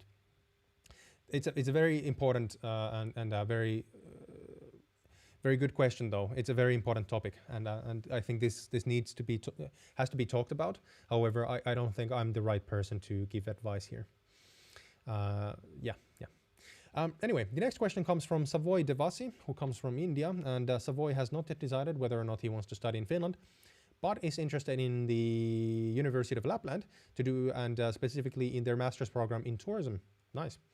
And the question is it hard to find a job in Finland for English speakers? And what is the stay back option available in Finland after my master's? Great questions. So first of all, let's take the second question first, because it's a bit easier. So after you graduate as a master's, after you graduate from school, doesn't matter whether it's a bachelor's or a master's, you will have 1 year for you to find a job in Finland. And the job doesn't have to be from your specific field. It can be anything as long as you get enough income to support yourself in Finland. And the Finnish Immigration Service has a specific number for how much money you need to get per month in order for the job to count in terms for getting an extra residence permit. But yeah, so you get 1 year after you graduate to actually find a job. In terms of, is it hard to find a job in Finland for English speakers? Depends on the field, and of course depends on your ability to actually, succeed as a job seeker. You have to consider that finding a job as a recent graduate is not easy in general, not even for Finnish students or Finnish speakers. However, if we are talking about a master's in tourism, of course you have to consider that tourism in Finland is an international field, and most of the jobs in the field will not require you to speak any Finnish. So I would say that your case in the tourism field, you're actually going to be very well off, and I would think that you will have very good opportunities after graduation. Also, one more thing about the stay back option or the time for you to find a job. Actually, if you already have a job before you graduate, you can then basically automatically stay in Finland. You will not need to apply for another residence permit, but unless there is some very heavy reason for you not to stay in Finland, or for the Finnish Immigration Service not to give you an extension to your residence permit, you will basically automatically be granted a residence permit to work here. So that is if you already have a job before you graduate. So what I would do in your shoes is that after your first year of master's, because that's basically a 2-year degree, I would start already look for a job so that you will already have at least a part-time job before you graduate, and then talk to your boss about turning that part-time job into a full-time job the second that you graduate, because that will make it much easier for you to get the residence permit for the long term. So that is my advice. All right, the next question from the forum comes from Dilanka Lakshan, who comes from Sri Lanka as well. Nice. And Dilanka has no idea into which university to apply for. However, he's interested in a master's in finance. Dilanka, in that case, I would, this is actually a very simple question. I would recommend that you apply to the Aalto University School of Business. It's my institution where I went to, studied my degree, master's in economics, and it's the best business school in Finland, so there's no question here. Definitely check out the Aalto University. So that Aalto is AALTO, Aalto University, and just Google Aalto University Masters Finance, and you will find the program on Google. All right, there are a couple of questions here. First question is can I work full-time during the holidays, and what is the maximum amount of money I can earn per year for each 12 months? Great questions. First of all, yes, you can work full-time during the holidays when there is no teaching. And how this is defined is basically during the Christmas holiday and during summer holidays. So we do have other public holidays in Finland as well, but those are only for 1 week or a long weekend. However, those public holidays usually do not apply to university students. They only apply to younger children, and then of course their parents, who will then time their annual holidays, work holidays, to those weeks. So for university students, the holidays are Christmas holiday, which is 3 weeks, I think, and then summer holidays, which is from early June to late August. So that's multiple months. yes, you can work full-time during that time. And then to the second question, there is no limit to how much money you can actually earn per year through your job. However, you have to take into account that the more money you make, the more taxes you will have to pay, because we have a progressive tax system in Finland. So I don't have a video yet on my channel about the tax system and how it works, but hopefully I will be able to do one in the future. Great questions. Second question. I want to bring my wife with me to Finland. Can she have a full-time job? And how much money can she make per month? The same answer here. There's no limit to how much money she could make if she finds a job. Second, you can bring your wife or family member with you. There is actually, if you go to the Finnish Immigration Services website, you can actually see here. So just what you should do is Google Migri, which is the Finnish Immigration Service, and then student. And then you can actually see here, studying in Finland. Click this, excuse me. And from the left side, from the menu, actually look to this, moving to Finland to be with a family member. And from here, you can actually see all the information that she needs in order to get a residence permit to Finland. So you have to take into account that you guys have to apply for residence permits separately, because you will be in Finland with a student permit, and she will be here with a permit as a family member, basically. And the biggest thing here is that she has to have a job that will cover her living costs. And again, the Finnish Immigration Service on the website, they define how much money she has to make per month at minimum in order to be able to live in Finland. However, there is no up limit to how much she could actually make in Finland. Then, third question. Explain to me how many lectures master students have per week, and explain the academic year, holidays and lectures. Great questions. Actually, I have a separate video on the channel about the Finnish academic calendar. So I would recommend that you check that out, because I go into much more detail that I can go here, because I simply don't remember everything and the exact dates, for example. However, first to your question, how many lectures do master students have per week? Impossible for me to answer, because it depends on the university as well as the degree that you're studying, and even more so the courses that you're actually going to do. There are many courses, for example, for me at the School of Business, where we didn't have any mandatory lectures, or if the lectures were mandatory, then they were like 1 or 2 times per week. Also, of course, you have to consider that it depends on how many courses you take at the same time. So you can either have the entire week full, so 8 hours per day, each weekday, just lectures, or you could, for example, have a 6-week period. I will explain that in a second, where you only have 4 hours of lectures per week.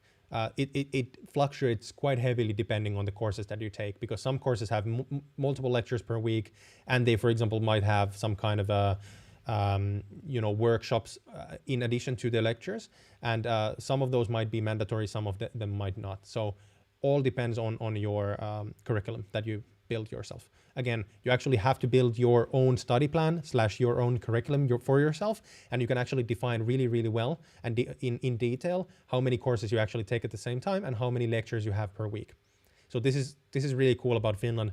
We have this academic freedom where we can actually choose our studies very freely, especially in the field that you're going to study. Excuse me.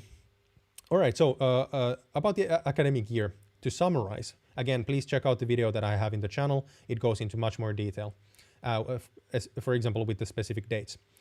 However, in summary, the academic year in Finland is divided into 2 semesters. We have the autumn semester and the spring semester. The autumn semester always starts the academic year. There are some schools where there are some students, international students, who start their school in January as well, but that's a separate case altogether.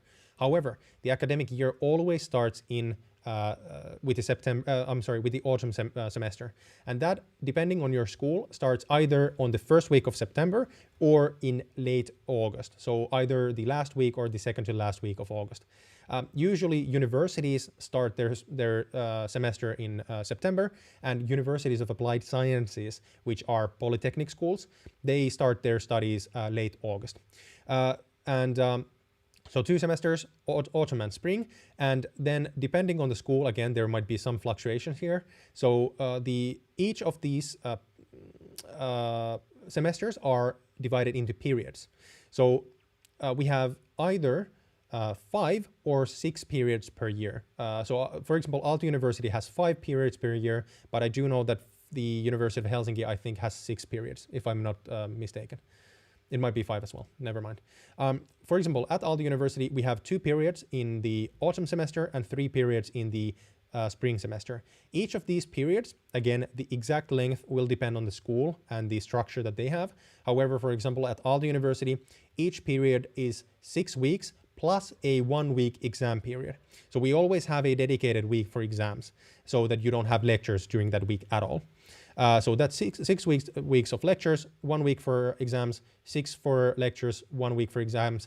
And that's the autumn semester. And after the autumn semester, which ends a week or 2 before Christmas, we have a 3-week-long holiday, and the holiday ends after the first week of January, and the lectures start again after that, and then we will have 3 periods, again 6 weeks plus 1 week, until the end of May or to the first week of June, depending on your courses, after which we start our summer holidays, which last all the way until the start of the next academic year, again, which is either late August or early September. So that's basically the structure of the academic year. So if we again summarize, 2 semesters, 5 periods, each of which are 6 weeks long plus 1 week exam period. And most courses, keyword here, most courses are only 1 period, so 6 weeks. And however, there are some courses that extend to, for example, 2 periods or even 3 periods, but those are really rare. All right, great question though. Hopefully this answered this question. And then for, in your opinion and experience, what is the probability of getting a permanent residency after our master's studies? Can we get a job knowing only English? Absolutely, especially in the field of finance and in business in general, there are a lot of really, really good career opportunities in English, so I would not worry about it at all. However, of course, what helps is that you do really, really well during your studies, but even more importantly, you need to start accumulating work experience already during your studies. The biggest mistake that international students do in terms of job hunting in Finland is that they do school as fast as possible, and then they try to find their first jobs. Bad mistake. So first of all, in Finland, it doesn't matter if you do your school faster than normal. No one cares, really. No one really gives a crap about it. It's more important for you to do a bit of work in between, because accumulating that work experience kind of snowballs everything, and it makes it easier for you to get the second job and then the third job, and then your first full-time job then the first full-time job after graduation. So yeah, there are English jobs, especially in this field, absolutely.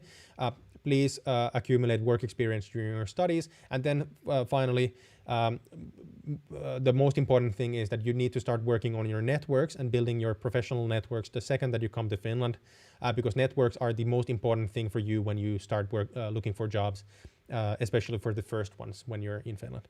I have a video explaining about this networks and the importance of them in Finland, so I will not go too deep into this. However, hopefully I answered most of your questions and gave you some context around this. Oh, sorry, one more thing. Is it probable to getting a PR, a permanent residency? Absolutely is. So graduate as a master's, start working in Finland, and then there's a couple of years at least, I think, was it maybe 4 years that you need to work full-time in Finland without interruptions, and after that you can actually apply for a permanent residency. Don't quote me on this. It's you should check that on the Finnish Immigration's website. Finnish Immigration Services website, but I think it was 4 years that you need to work full-time after your graduation. Cool. Hopefully that answered your question. Really, really great questions, though. And I spoke so much that I need to get a quick drink.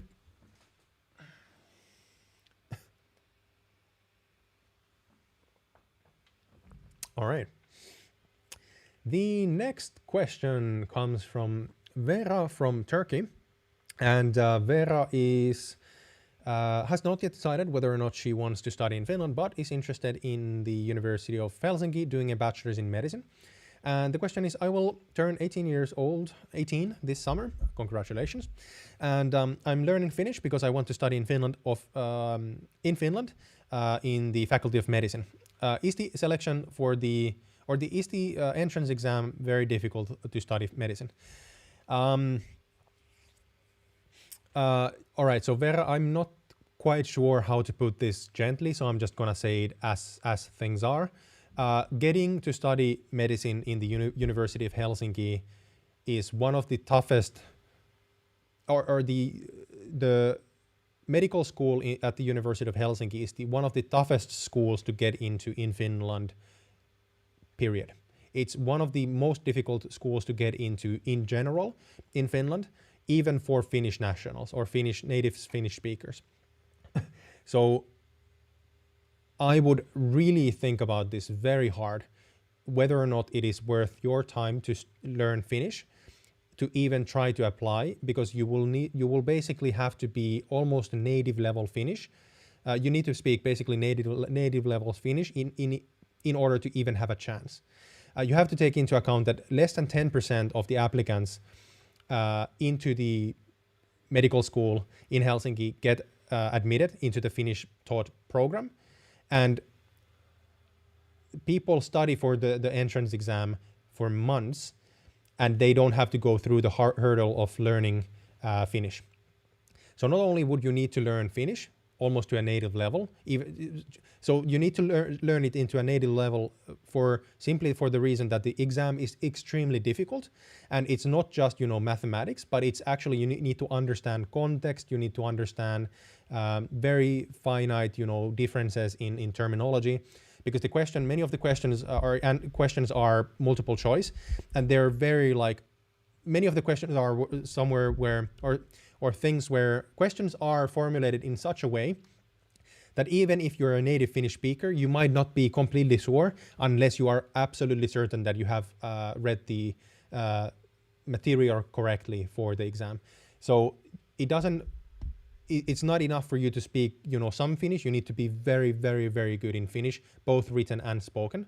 And you need to be very good in understanding contextual Finnish as well. If and when you get to a level where you actually are sufficient enough in Finnish, you need to start studying the entrance exam materials, which are available only a few months before the actual exam, and they're super tough. Many people apply for 5-6 times before they give up, and they never get into the medical school. So please consider very hard whether or not it's actually worth doing this.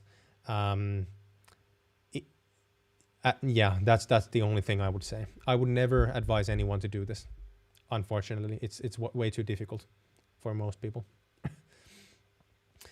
All right. Anyway, the next question comes from Joseph from Indonesia. And Joseph is starting school this semester, doing his degree in electrical engineering at the University of Aalto University, specifically. Awesome. And the question is, can I apply for a Frank student card before arriving in Finland once I receive my Aalto University email in the end of July? Yes, you can. And the only thing that you need to do is you need to register as an attending student. And you need to pay your university student union fee before you can apply for a student card. So for anyone who doesn't know what we're talking about here, excuse me, is in Finland we have what is called a student card. And what is really cool, it's basically either just a physical card, like kind of like a credit card, or you can use a mobile app, which is completely free. And the cool thing is that the student cards that we have are available for university students as well as University of Applied Sciences students. And these cards basically open up a huge amount of different discounts for students. So the most important ones are public transportation discounts. You get, depending on the area, you get at least 40% discounts from public transportation, meaning any local public transportation, as well as national trains and buses, for example. So this is going to save you a lot of money. In addition, having a student card will allow you to utilize student meals at the university. So if you don't have a student card, you cannot eat at the university cafeteria using a student price. So you would need to use a staff price, which is usually 3 or 4 times the price of student meals. Basically, in the Finnish university cafeterias, a student lunch is €2.60 or something. It's super cheap, and they're very high quality, and the selection is very good. So for example, if you're a vegetarian, you're going to be just fine. They actually have really, really good vegetarian options nowadays. In addition, there's so many other discounts. So if you come to frank.fi /en, Frank is one of the operators that actually provide student cards to Finnish students. There's a couple of others as well, #notsponsored. And however, they have Frank has one of the best collection of different discounts that they have for students to different shops, for example, that you can use, you know, for furniture, to clothing, to electronics, computers, you know, public transportation, the train tickets, as I mentioned. For example, if you want a home insurance, and I highly recommend that everyone gets a home insurance for your student apartment or any kind of other apartment. They, for example, have discounts to different insurances. For example, travel insurance in this case, 25% discounts. That's a lot of money. So get yourself a student card. It's going to save you so much money. And the student cards basically cost 10, 15, 20 euros to get. So nothing, basically. It's a benefit that every student in Finland should use. So in terms to what you need to do in order to order, what do you need to do before you can order a student card is you need to register yourself as an attending student at the university, and at the same time pay your student union fee. Do note that this only applies for university students. Students at the universities of applied sciences do not have student union fees, so you don't need to pay those. Actually, that's not even that much money, so it doesn't really matter. For Aalto University, it's 120 euros per year, or no, 100 euros per year, I think, this year. So it's actually not that much. But yeah, so that's what you need to do before you can order a card. Hopefully that answered your question. All right, Chris Quevedo is actually saying thanks for answering the question. It's actually Chris Quevedo. Thank you. That's actually very helpful. So not Quevedo, but Chris Quevedo. So just a very actually simple pronunciation, I guess. So it's a soft K, Quevedo. Cool. Thank you. Awesome. Anyway, the next question from the forum comes from Josh from China. Welcome, Josh, back to the stream. Awesome to have you here again. And Josh, as a reminder, is starting school this semester at the Aalto University, doing his master's in design and user research. Interesting, super interesting. The question is, hi Oliver, I'm going to do a master's degree at the Aalto University from starting this August or September. I'm an international student and my program is related to design and computer science. I want to find a job in Finland after graduation, and firstly to get a part-time job, maybe a good chance to achieve that.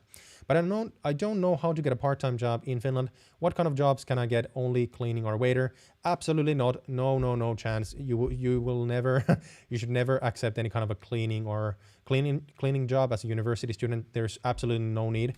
There are much better jobs for you to apply for.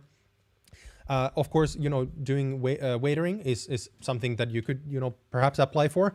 The only problem is that most restaurants, especially if they're fine dining, actually, in order to work as a waiter, you need to have a degree for that. We actually, in Finland, we have a degree basically in restaurant business, and they actually educate waiters and restaurant people who work in, you know, fine dining especially. So if you want to apply for any kind of like waiting jobs or blocking jobs, that would mean like more lower, well, I don't want to say lower quality jobs, I'm sorry, restaurants, but they cannot be any kind of really nice fine dining restaurants. They will not take anyone who doesn't have a degree. For example, working in a bar, working at a cafe, for example, as a barista, that's a good option. Actually, a very popular job for international students in Finland is actually food delivery. The reasons for this is that it's easy to get a job in that. It doesn't require that much. It can actually pay a lot of good money if you know what you're doing. Basically, you just need to know the city really well in order to do as many deliveries within the hour as possible. As well as it's actually, you can just, you know, do it whenever you want. It's completely flexible depending on your time. So for example, you know, during your studies, as I mentioned before, the courses are going to, you know, change every 6 weeks, meaning that your weekly schedule is going to change every 6 weeks. So having a flexible job like food delivery is going to help allow you to work whenever you want, not based on what a boss tells you to do. So that's one. Also, however, having said this, if you have a bachelor's in computer sciences, please let me know in the chat if you're still live. Having a bachelor's in computer sciences already means that you can start working part-time in your field. So computer scientists in Finland have a huge demand, and I'm not saying that you're going to be able to find a job right away. However, finding a part-time, well-paid part-time job alongside your studies is basically easiest in Finland for computer scientists, simply because there's such a high demand.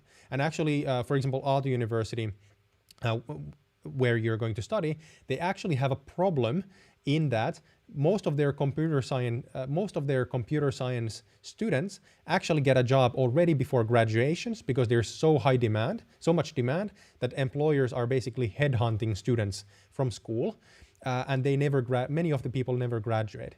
So I would not worry about finding a job even before graduation at all. It's not going to be a problem at all. So I would definitely say that. Having said this, I actually have multiple videos already on the channel. So if you go into the channel, I can actually show you this really quickly. Just a moment. Talking super fast, I just noticed. So if you go to the channel and you go downward, here you go. Go and check out this playlist called Working in Finland as an International Student. I have a bunch of videos here talking about, the best employers in Finland for international students, to where to find jobs as an international student. And then, for example, how much can you actually make as an international student? There's actually a mobile app that you can use to check out how much money you can make as a student. And then what are, average salaries in Finland, etc. When to apply for jobs, what is the best time to apply for jobs in Finland, because there's specific job hunting seasons in Finland that you need to know about. So go ahead, check out all those videos, and if you have any questions about this topic, please let me know in the comment section of those videos, and I will get back to you as soon as possible. But there's so many different things about this to know about that I recommend that you start going through those videos one by one, and start writing notes to yourself. Great question, though. I would love to help. Also, one more thing, actually mentioning to everyone, if you are not yet a member of our Discord server, I highly recommend that you consider joining. There is a link in the description box below that you can use to join. And in the server, the idea is to build a community of people interested in studying and working in Finland. And in the server, we talk about all of these topics. And I, for example, post updates about upcoming videos and live streams. So, if you're interested in joining, link in the description box below. Anyways, the next question comes from Rose from Nigeria, and Rose is applying to do her PhD in drug research at the University of Helsinki. Super interesting. And the question is cost of living for a mom with 2 kids, and to confirm tuition fees, is tuition free for English primary and secondary school for my kids? Great question. I actually just emailed someone from the Ministry of Education about this topic 2 months ago, and I don't remember. I have to say that I don't remember. Rose, if you could please reach out to me via LinkedIn. There's a link in the description box below, or for example, you can join the Discord server. If I understand if that's not a thing for you. So for example, if you send me a message via LinkedIn, I will look up the email that I got from the Ministry of Education, because I asked about this specifically from them a couple of months ago, because I'm not 100% sure that I remember this correctly. I will not say anything here, but if you send me a message on LinkedIn, I will dig it up and I will give you the answer as soon as possible. All right. And then to your question about a cost of living for a mom with 2 kids. Well, of course, depends on your spending habits. But I would say, depending on how big of an apartment you are going to get, and whether or not you are gonna need a car, I think those are going to be 2 of the biggest cost two of the biggest things that cost a lot of money. So especially rent is the most biggest piece of your monthly costs. So I would say, of course, well, this is really hard. 1,000, 1,200. Is it going to be enough? Not necessarily. Depends on what kind of an apartment you actually get. Really, really hard to say. 1,500, 2,000. I would say somewhere around 1,500 and 2,000 euros would be like a worst case scenario estimate for me. It's very hard for me to say because we still live in a student apartment, and of course we have lower costs, and I don't have any kids at this time, so it's very difficult for me to assess how much money it actually takes to raise kids, especially depending on if they're in primary and secondary school. Most likely they would want to have some kind of hobbies, and I have no idea how much those cost as well. So it's very difficult for me to answer this. Again, if you send me the same questions on LinkedIn, I could try to, for example, ask a couple of acquaintances of mine who already have young kids, and I could try to, try to ask some kind of estimates. Usually Finns don't really like to talk about, personal cost and money, but I have a couple of friends who might be able to give me some kind of an answer. So yeah, sorry, these are very, very difficult question for me because I'm not in the same life situation as you. However, please send me a message on LinkedIn and I will get back to you as soon as possible. All right. Hopefully that's okay to you. All right, then we have Bjorn, who comes from India, and Bjorn has not yet decided whether or not he wants to study in Finland, but is interested in doing a master's in computer sciences at Aalto University or the University of Eastern Finland. Awesome. And the question is, I wanted to know about the competitiveness and toughness of scholarships in Finland compared to other European countries, and are there decent number of scholarships available? Great questions. Unfortunately, I've actually answered this question earlier this stream. I don't have an answer here, unfortunately, simply because there's not the amount of scholarships that each university has each year is not public information. So we don't know how many scholarships are available each year for each program. So there's simply no way of saying how competitive they are. However, I can tell you here right now that getting a scholarship, especially a full scholarship, at the Aalto University master's program at computer sciences is not easy. It is not easy. It's a very competitive program, and you will need to do really well in your application in order to get a full scholarship there. There are people that I've heard from who are actually viewers of the channel who have received full scholarships for the computer science program at Aalto. However, I haven't spoken to them about their background, their GPAs or anything else in regards to the application. So unfortunately, simply because this is not public information, it's not that I'm hiding the information. I simply haven't heard any of this from anyone because actually in Finland there's a very strict law about university admissions, which takes into account both Finnish and Finnish nationals and international applicants as well. The law basically states that universities have to give each applicant equal rights or equal opportunity to be admitted.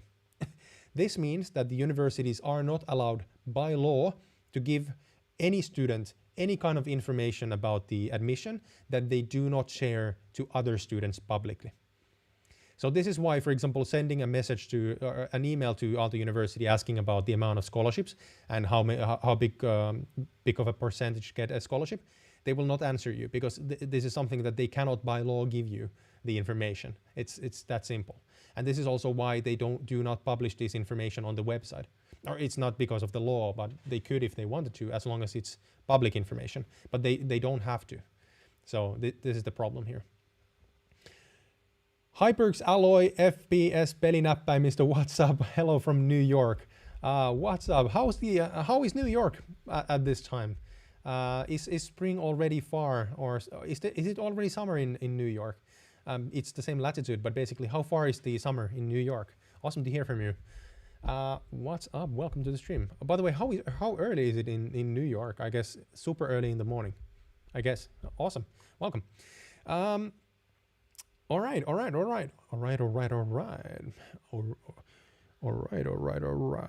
My Matthew McConaughey, really bad, I think. All right. Nah, I guess. All right, the next question comes from Anonymous. Awesome. It's not necessary to provide your name. That's totally cool. The anonymous person comes from India, applying to do a master's at Aalto University in automation and electrical engineering. Super interesting. The question is, hi Oliver, I would like to know the starting salary of students in Finland. How much does it increase with experience? Good question. Again, a really difficult question to answer because it not only depends, it not only depends on your background, for example, your work experience and, you know, the job that you're applying to, the field that you're applying or working in, the company that you're applying to, the seniority of the job that you're applying to, whether or not it's part-time or full-time, etc. So in Finland, we don't have a minimum salary. That's something that everyone needs to know. Instead, we are actually a very heavily unionized country, and unions actually negotiate minimum salaries for each field. And this is why minimum salaries vary quite heavily depending on the field. For example, if you compare the banking or finance compared to, for example, healthcare, they're two completely different worlds in terms of minimum salaries. However, if you want to benchmark, there are multiple unions that actually represent graduates from different fields. For example, we have what is called Insinööriliitto, or the Union for Engineering Graduates, and they actually have these salary recommendations. So this is starting salary for engineers graduating in 2021. Do note that engineers also count software developers here. I will talk about this in just a second. And they have salary recommendations that are based on, market level salaries. However, do note that these are not always what you will get from an employer. So these are just benchmarks. And then they also have a recommendation for students. And these depend on how many credits or how far you are in your studies. So from here, you can actually kind of see the development of your salary. However, as I mentioned, I will talk about this a bit more. The way that your salary develops over time doesn't really follow in reality. It doesn't really follow this curve that we have here. Rather, this depends fully on the company that you're working for and the position that you're working in. For computer scientists, especially depending on your specialty, your salary can go up like a rocket right after you graduate, or it can, increase steadily over time. So for example, if you think about, different specialities within computer science, where career development and salary development is very fast. Anything related to big data, anything related to AI, anything related to robotics or automation, all of these are super hot right now.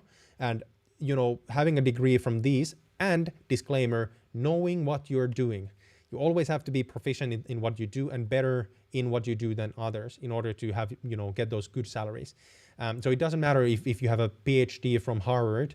If you don't know what you're doing, then you will not be hired. If your degree doesn't matter, basically. It's your skills and your expertise.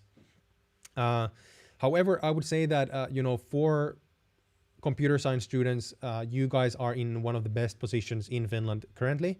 I would say that the only people who compete with you in terms of salary development are business graduates, specifically in the fields of finance and consulting.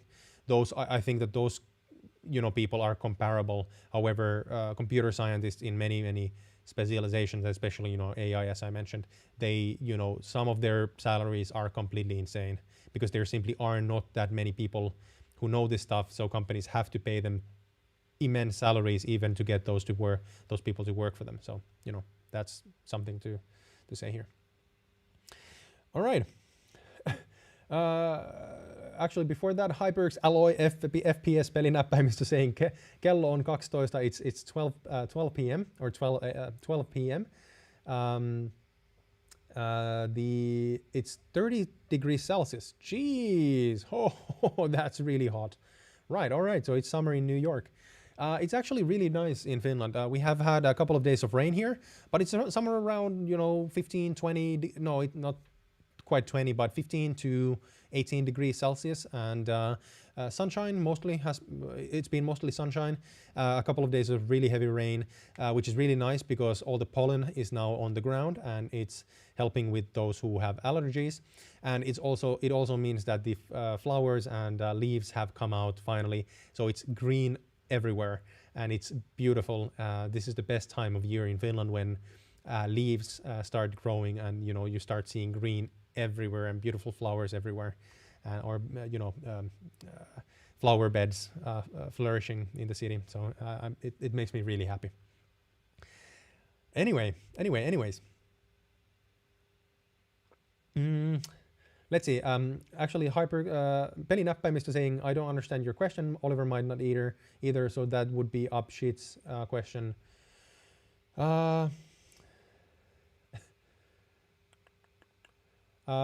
Yeah, Abhijit asking. So first of all, Abhijit, you have to understand that I answer mostly the questions from the Google form. I've mentioned this multiple times during the live stream.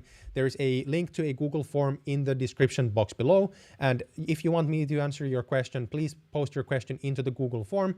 The reason I don't answer most of the questions from the chat is because I am not able to keep an eye out on the chat while I'm talking and showing people stuff. Please be patient with the questions. I will get to your question as soon as I can. However, if you post your question into the chat, I might miss your question altogether. So please post your questions in the Google form, and I will get to them, in the future. However, now that HyperX Alloy FPS Pelinäppäimistö brought it to my attention. So your question, while coming to Finland, the food like rice, pulses, and spices allowed, or should we avoid bringing? Do not bring any kind of foods in Finland. It is highly likely that the border guard is going to, or what is it called? It is highly likely that the customs is going to take away any of the foods. Of course, what I recommend you to do is to go to the Finnish customs website and check what kind of foods are allowed to bring into Finland and how they need to be packaged, etc. So I have no idea. Please go to the official sources, which is the Finnish customs control. So if you Google Finnish customs, you will find their website, and you will find all the information that you need. But again, if you post your question, again, going back to what I said, if you want your question answered during these live streams, first of all, be patient. Spamming in the chat will not help you, and if you spam, I will not answer any of your question. Worst of all, I might ban you from the live streams.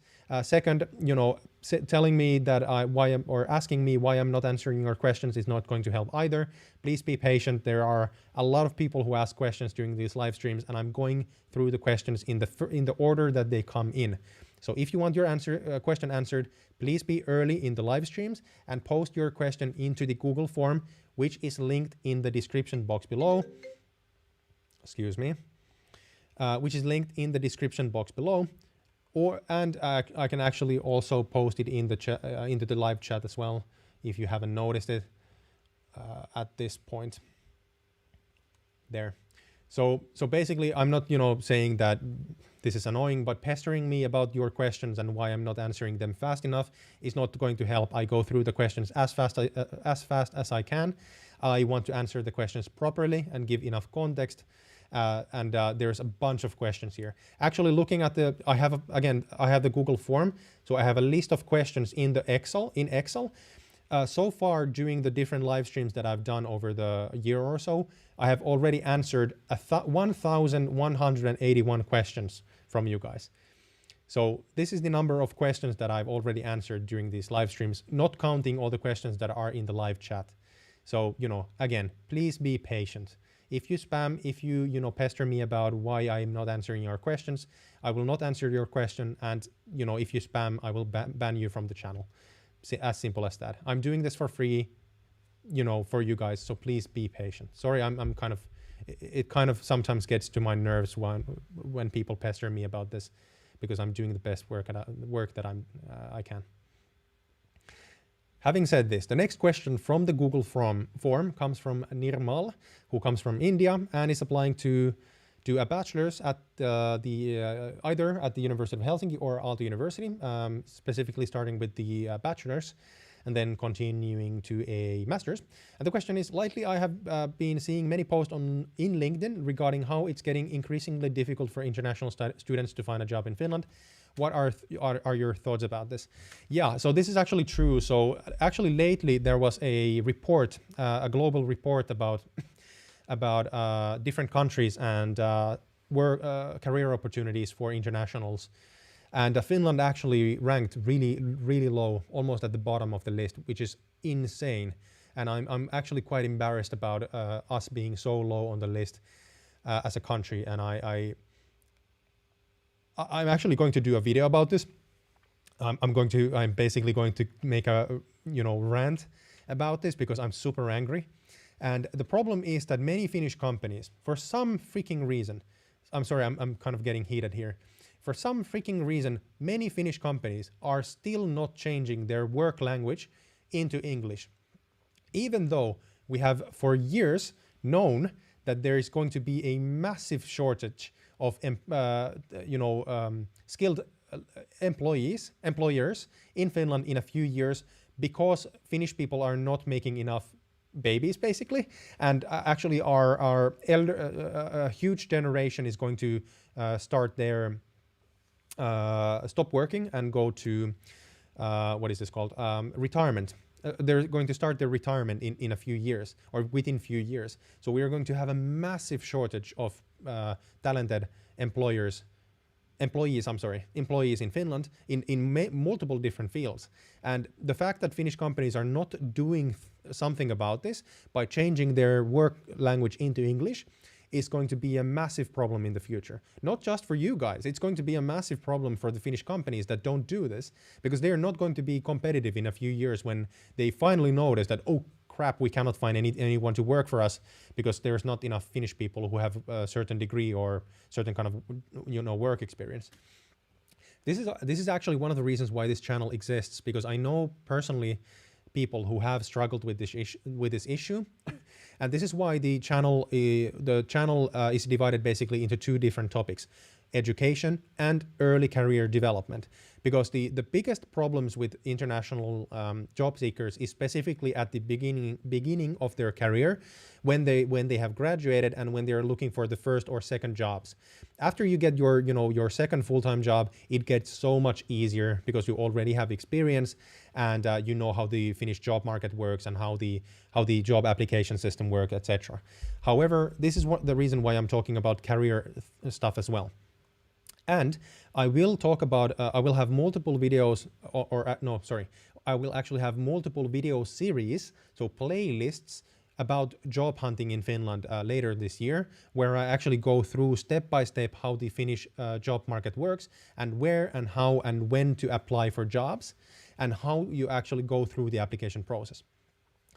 In addition, I am, some people already know this, but I'm actually currently working on a very comprehensive course, which is basically Job Hunting in Finland 101.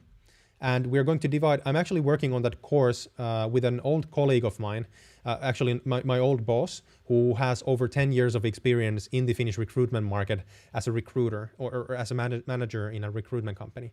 And she's very good at what she does. And we're making this massive course where we go through everything that you need to know from the legal rights of job seekers in Finland, because there are a lot of legal protections for job seekers, all the way to how to negotiate your salary and what to do on your first day at your new job in Finland. So we go through this entire process during the course. And the reason why we're actually making it a paid course is simply because it's so much work. There's going to be over 5 hours of material in the course, and it's taking so much work from us to go through all the stuff that we have to make it a paid course. It is hopefully going to be affordable enough for most people, but it's not going to be, of course, possible for everyone to take the course. However, the whole idea of the course is to help you guys make the time that it takes for you to find your first job in Finland shorter by months.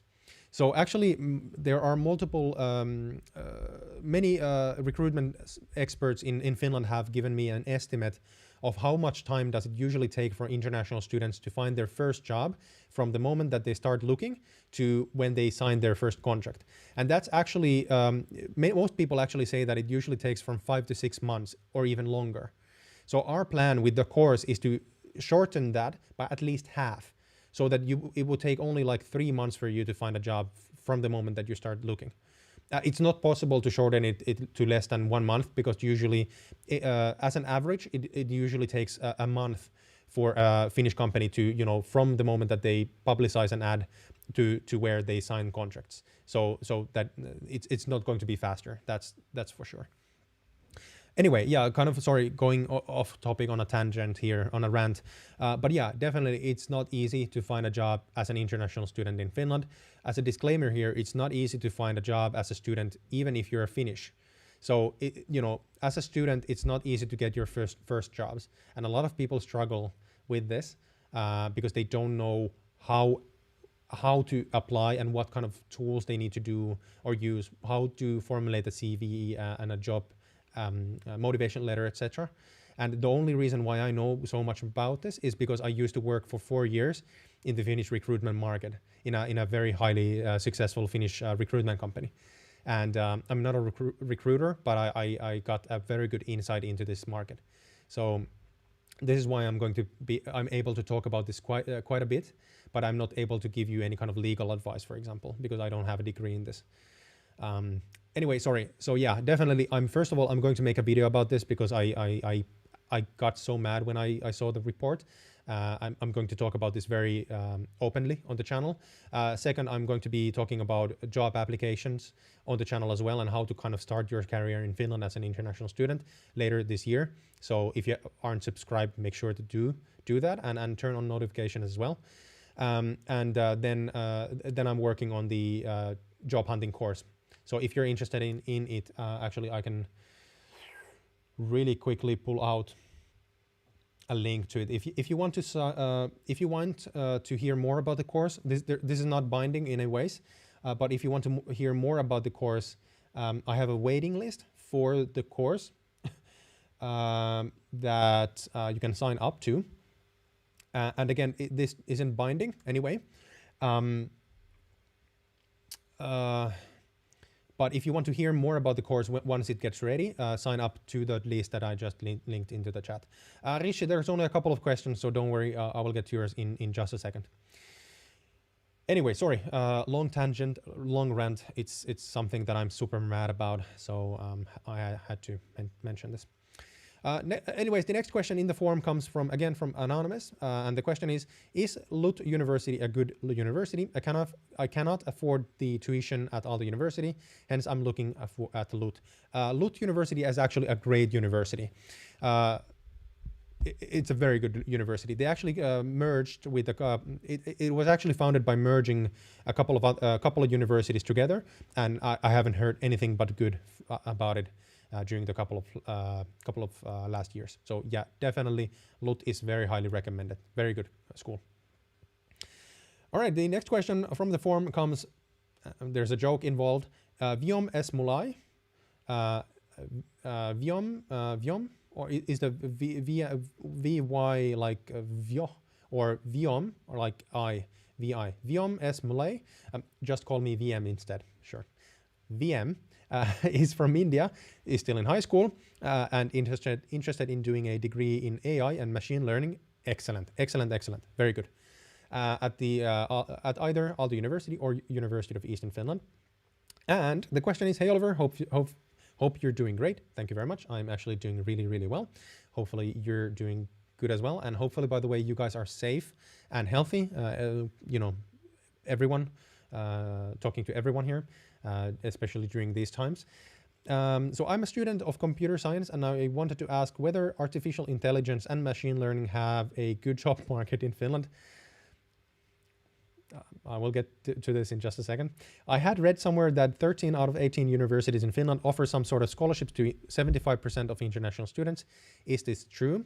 And my last question is that are there decent number of scholarships for international students, and are scholarships as difficult to get as in Germany, USA, etc.? All right, so let's take these one by one. So first of all, to your question about scholarships, the number of them, I have never heard of this. I have never heard of this percentage, meaning 75% of international students getting a scholarships. No idea, unless this comes from an official source, so from a university or from the Finnish Ministry of Education, or for example from the website studyinfo.fi, which is upheld by the ministry. Please don't trust this. The reason is that the information about the exact number of scholarships for each university and each university program is not public. I've spoken about this multiple times during the stream, but universities do not publicize this information, at least not all of them. So it's impossible to say how many scholarships there are and how many of each type, because there's always multiple types of scholarships for each university. So it's impossible to say. This is also the reason why it's impossible for me to say, is it easier to get a scholarship in Finland compared to Germany or the US or any other country? A, I don't know the number of scholarships. Reasons being, A, I don't know the number of scholarships in Finland. B, I have no idea about scholarships in Germany and in the US. So even if I knew the number of scholarships in Finland, I wouldn't know how to compare that to the US or Germany, because I don't know. I don't have any information about their systems, unfortunately. Great questions though, but very important questions. And if you're looking for information about this, please try to use official sources. For example, if someone is talking about this on YouTube or Reddit or Discord or wherever, please don't trust it, at least not 100%. You can, of course, always use your critical thinking skills here. People talk all kind of stuff on the web, and unless they come from official sources, I would not trust them at all. So what I can say here is that getting a scholarship, especially at Aalto University for a master's in AI, is not going to be easy. But I'm sure that you're going to be able to do it as long as you just work hard for your application and for your undergraduate degree to get your GPA up. So that there. Then coming to the question about, I wanted to ask whether artificial intelligence and machine learning has a good job market in Finland. I'm not sure if you heard my what I said just like 20 minutes ago. This is one of the hottest job markets in Finland, and around the world as well. So anyone with a degree in AI and machine learning, disclaimer, as long as you know anything about this field, you're going to have very good chances or career opportunities. Fun fact, actually, with our technology, I'm actually a part of a technology company as well. So this YouTube thing is not the only thing I do. We actually have a technology startup, and we work in vertical farming, so indoor farming technologies. And we are actually going to need very soon, someone who is specifically proficient in machine learning and computer vision specifically, because we're going to need to build some kind of a machine learning platform behind our technology in order to optimize our indoor farming system. So absolutely yes, and I know that this is going to be a massive pain in the ass for us to find someone, especially because the salary levels for these kind of people are so high in Finland. So absolutely yes, I would highly recommend studying AI and machine learning, because it's absolutely crazy right now in terms of the job market there. Yes, it's gonna be great. Anyway, hopefully that answered your question. The next one comes from Fernando from Ecuador. By the way, awesome to have you here again. And as a reminder, Fernando is starting school this semester at Aalto, doing his master's in Smart System Integration Solutions. I think I asked you the last time, what the heck is Smart System Integration Solutions? Sounds super fancy. Is it something like robotics or automation? Something like this? Let me know in the chat, Fernando. It's super interesting. I would actually like to hear more about this. Anyway, Fernando's question is, I have a question about the insurance in the field, amount of excess per claim, right, on the residence permit application for studies. What is this amount, and how do I recognize the insurance certificate? All right, so what I would recommend you to do is that on the website of the Finnish Immigration Service, they actually have a number of international insurance companies already listed that they approve of already by default. And the amount of excess per claim is basically the number of the money that will be claimed for the, or the money that the insurance company would have to pay, basically. That's not the correct definition, but it's basically how it is. What I would recommend you to do is to call these insurance companies or reach out to them via email and ask them for the specific definition. This is a very specific topic, and unfortunately I haven't looked enough into it to give you a really good answer without giving you also some false information. So I'm sorry, Fernando, I'm not going to be able to give you a satisfactory answer here, simply because I don't know the exact specific definition here. So I would actually prefer not to answer this right now. Sorry about that. Yeah, just trying to, you know, respect you in that, not giving you any false information on a topic that I don't understand fully. Hopefully that you understand.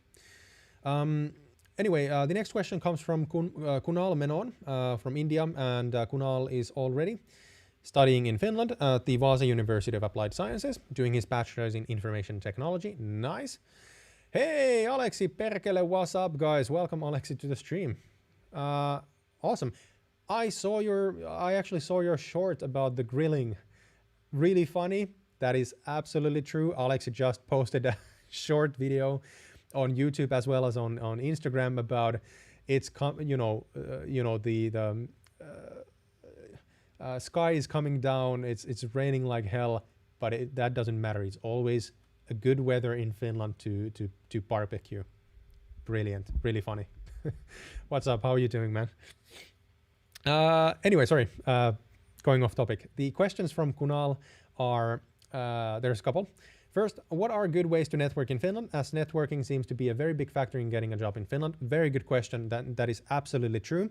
So first of all, you have already started networking now that you are here. I would like, if you are interested, do send me a message and a connection request on LinkedIn. Again, there's a link to my LinkedIn profile down below. If you have already, just to let you know, if you have already sent me a LinkedIn request or connection request, and I have not approved it, it is most likely because you didn't attach any kind of a message into the connection request. If you want to connect with me on LinkedIn, please attach some kind of a message, just saying, "Hi, Oliver, I saw you on, I've seen your videos on YouTube. I would love to connect with you on LinkedIn as well." That way I know who you are, and then I will accept your connection request. I do not accept requests that do not have any kind of a message attached to them. So just letting you know. All right, so anyway, to the question, what are the best ways to network? Number one, the second that you come to Finland, and especially if you have a shared apartment, start getting to know your roommates. That's number one. Then when you start your studies, try to be as social as possible, as active in kind of the local student community as possible. Get to know your classmates, go and volunteer, excuse me, go and volunteer in different student organizations, and participate in different events. And just be as active socially as possible, trying to know as many Finnish as well as international students as possible. And don't just hang out with other international students. That's a big mistake. Try to get to know as many Finnish students as well as possible. Also, of course, go ahead and check out Alex's channel if you have not yet done so. Alex is basically the OG in talking about Finland and Finnish culture, and he's, he has so much funny stuff. If you for example want to start dating at some point in Finland, Alex is your man. He has multiple videos about this topic, so go ahead and check it out. And actually, Alexi with a super chat saying contribution to Oliver's BBQ fund. Thank you, my man. I will actually. By the way, actually, Alexi, what we will do is that once I get my COVID shot next at late next month, we will actually go and have a sauna evening at our cottage in Espoo at near Nuuksio, and we could actually use this contribution to our barbecue fund there. Have a couple of beers and barbecue at the lake, and have a good sauna evening there. Actually, this is an official invitation. Let me, do remind me about this at the end of next month. We will organize an evening and go to the cottage to have a sauna evening. Awesome. Thanks, man. I do appreciate it. But yeah, then, so be active in your student community. And when there are multiple different student organizations, especially in Vaasa, that organize different kind of networking events, career events, different kind of parties, more official events like fine dining events. Go to all of those, them that you can, and just start networking with students as well as company representatives that are going to be there, because most of these events are actually sponsored by different companies, and they will have company representatives in the events. So go to all of them. So be as active in the student community and in the student events as possible. That's the best way for you to network, especially in school. I would start from there. That's, I think, my number one advice. Then next question, what are good places to find list of IT companies in Finland? I actually already have a video about this topic. It's not specifically about IT companies, but I already have on my channel a video about the top 10 employers for international graduates in Finland. There are multiple companies that specifically hire IT specialists or computer scientists or whatnot. And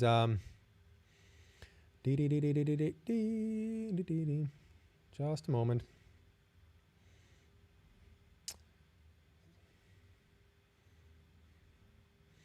Just a moment.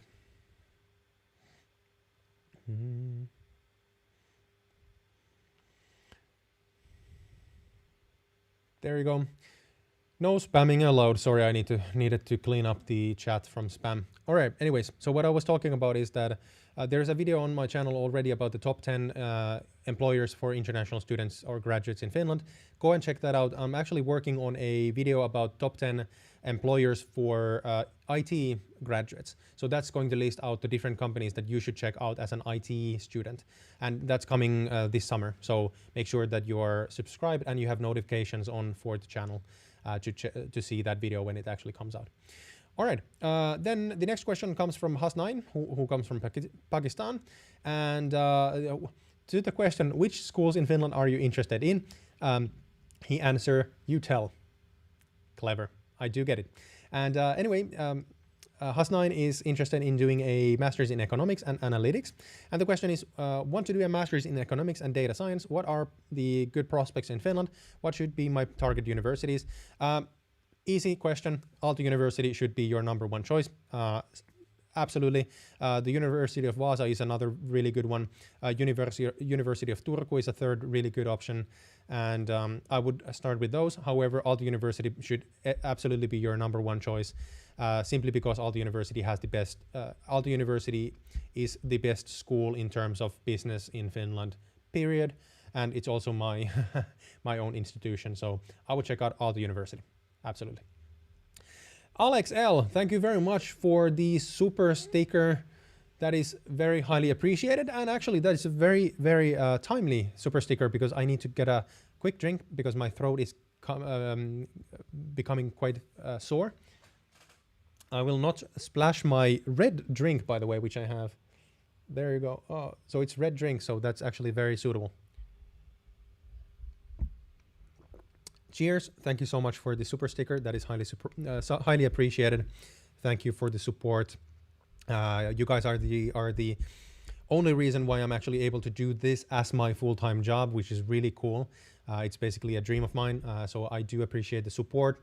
No matter if you share out or give out super stickers or super chats like Alexi, but just watching the videos and hanging out here in the live streams supports the channel and helps the channel to grow. And cheers to you. Thank you so much for the support. All right, Molesh, what's up? Welcome to the stream. I'm actually doing quite well. Thank you very much. Hopefully you're doing good as well. Alex is saying, LOL, Oliver is drinking whiskey.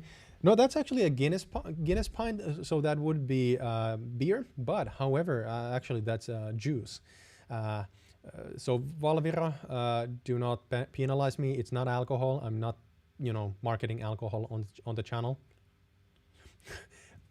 Context, it's actually illegal to market alcohol online, so in Finland, so take that into account. Anyway, excuse me, sorry.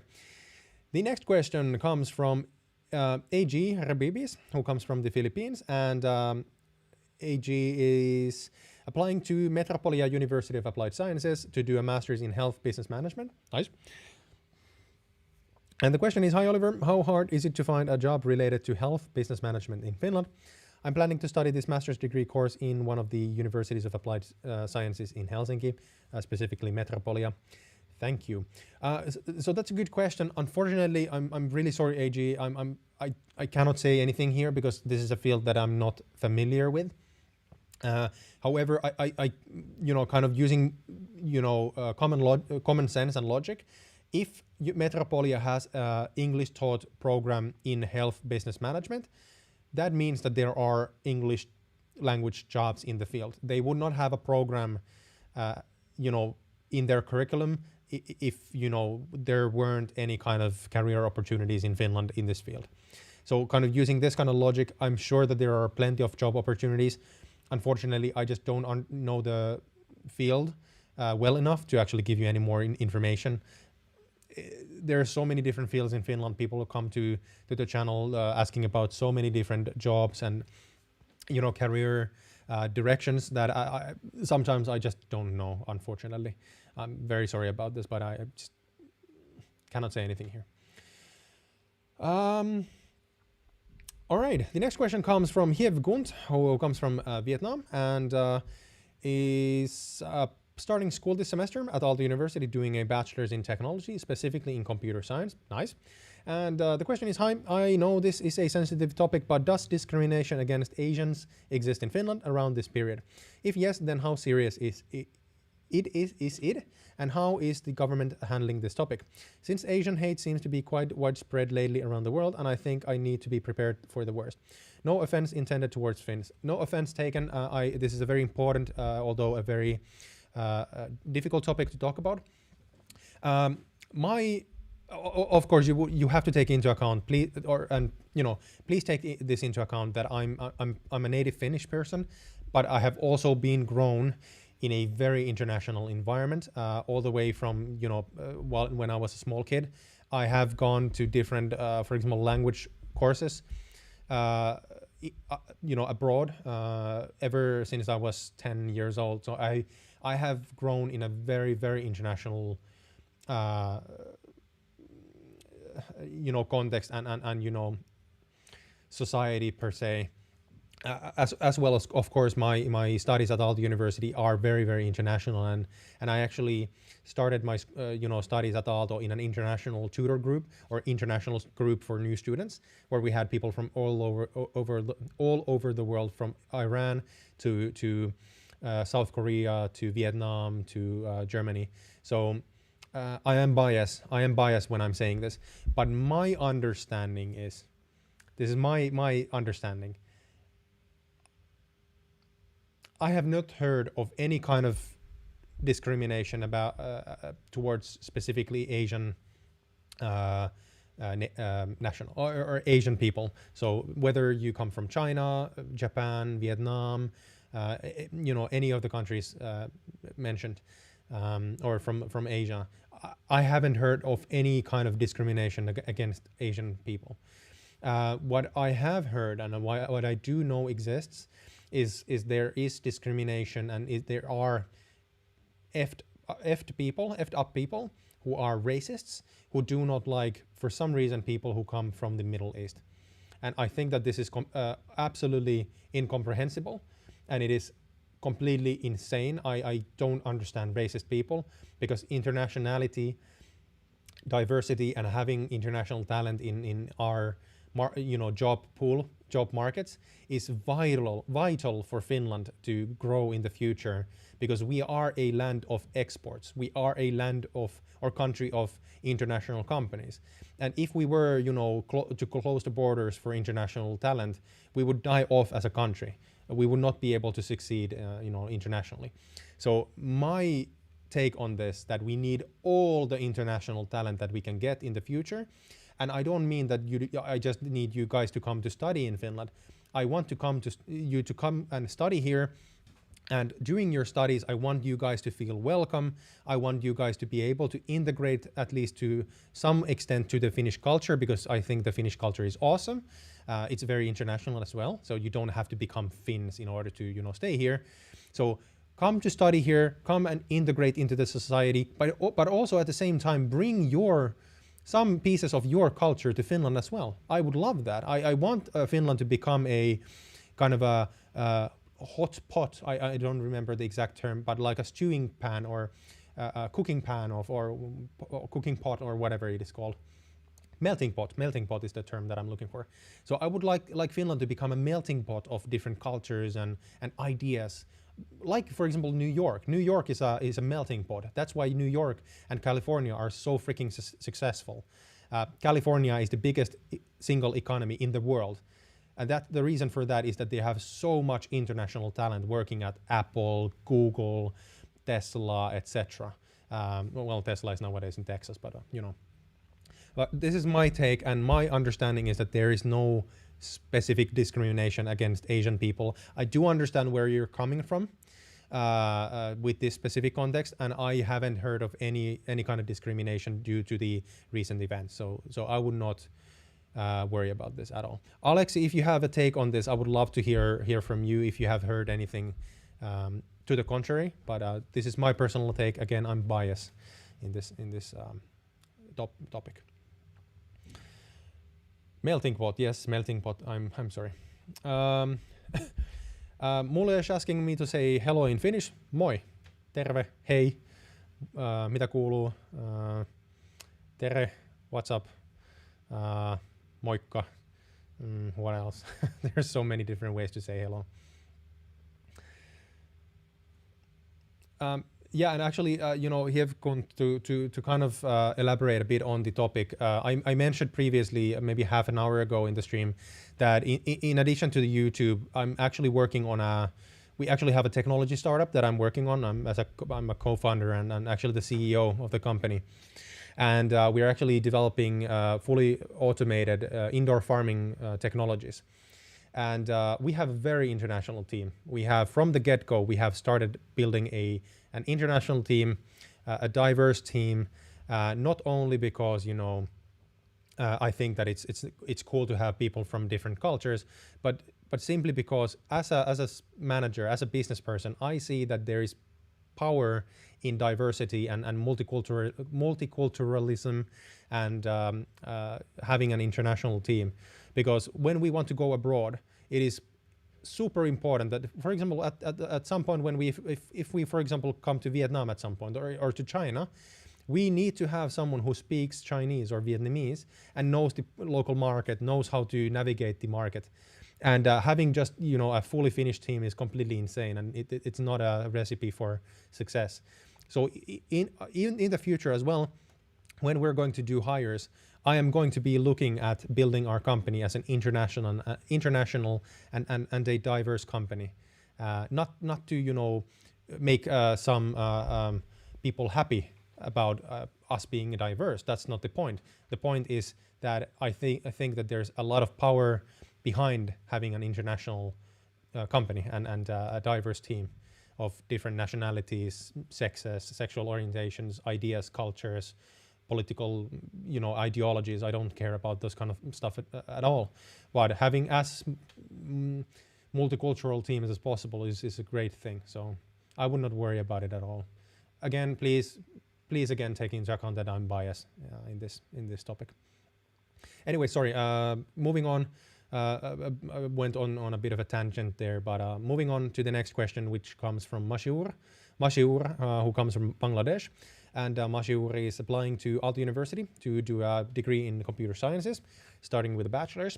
And there's a couple of questions here. First, I want to apply to Aalto University, and I know they have tuition fee waivers, and they may be It's either 100% or 75 or 50. I actually haven't heard of any kind of a tuition fee waiver that would be 75%.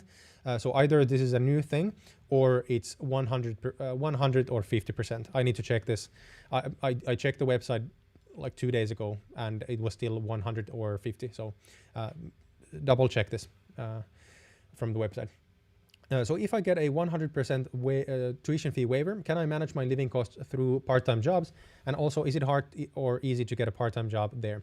So, all right. So first of all, if you get a 100% tuition fee waiver, you still need to have at least 560 euros per month on your bank account for the first year of your studies. So when you apply to Finland as a non-European Union student, in order for you to get a residence permit, you need to have enough money on your bank account before you apply for a residence permit in order to survive in Finland. And the Finnish Immigration Service actually defines that as 560 euros per month at minimum. So if we check out here, a residence permit for studies can be granted for 2 years if you can prove that you have sufficient financial resources for your entire stay in Finland. So this means 2 years, meaning a master's degree. You must have at least 560 euros at your disposal every month to be able to pay for your accommodation, food, and other needs. For a 2-year stay, you must have 13,440 euros at your disposal.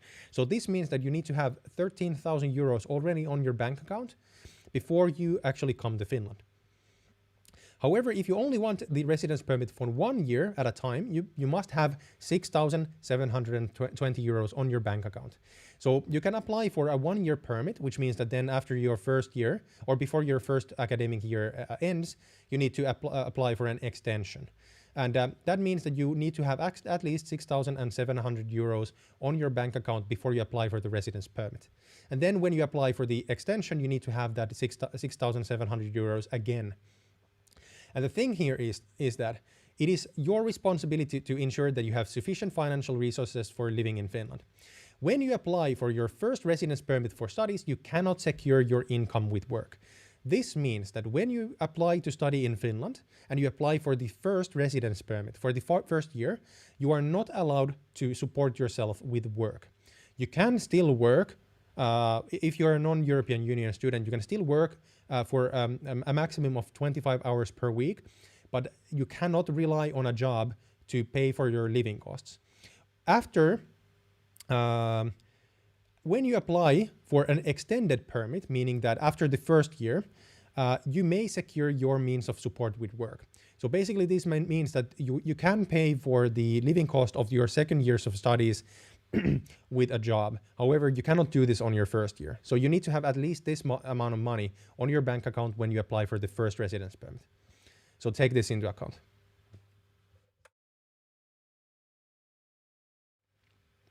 Excuse me. My throat is getting a bit sore from all the talking. All right, so the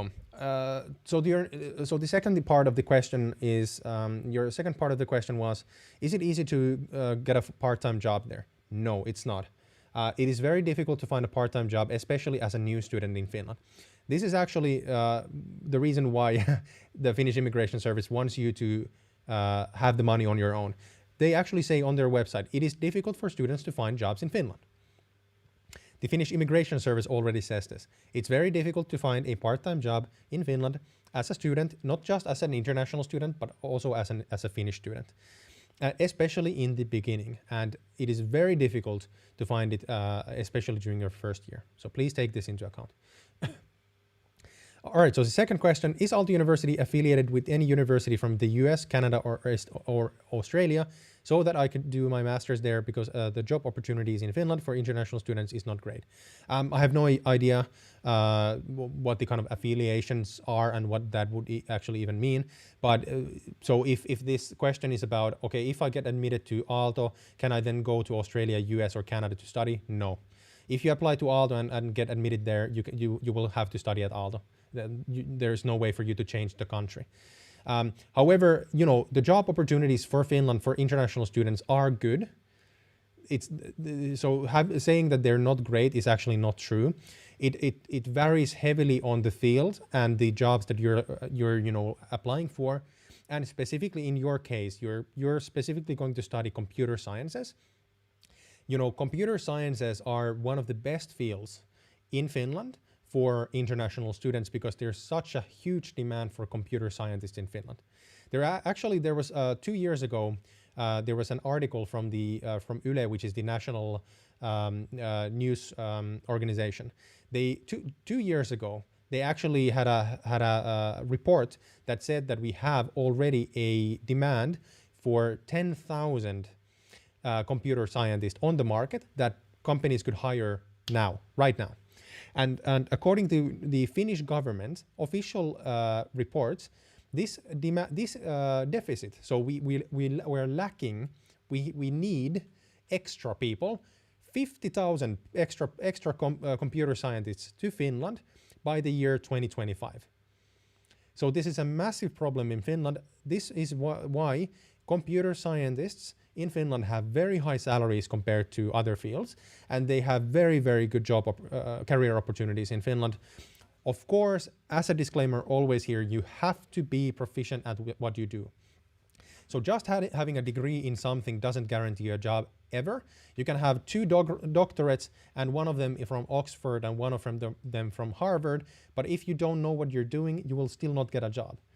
However, if you have a degree from any of the universities in Finland, doesn't matter what university it is, and you're really good at what you do, you will get a job in computer sciences in Finland, even if you don't speak Finnish. Not 100% guaranteed because it's all up to you, but there's absolutely nothing stopping you from getting a job in this field if you graduate, as a master's. All right, the next question comes from Gia Almora, who comes from the Philippines. And Gia is applying to the University of Tampere, doing a master's in healthcare. Awesome. And her question is, I'm about to enroll for the next application period. I would like to know the chances of working while studying. Do they require international students to speak Finnish language so that I would be accepted to work in nursing homes? All right, so this is a very specific field, and I would actually...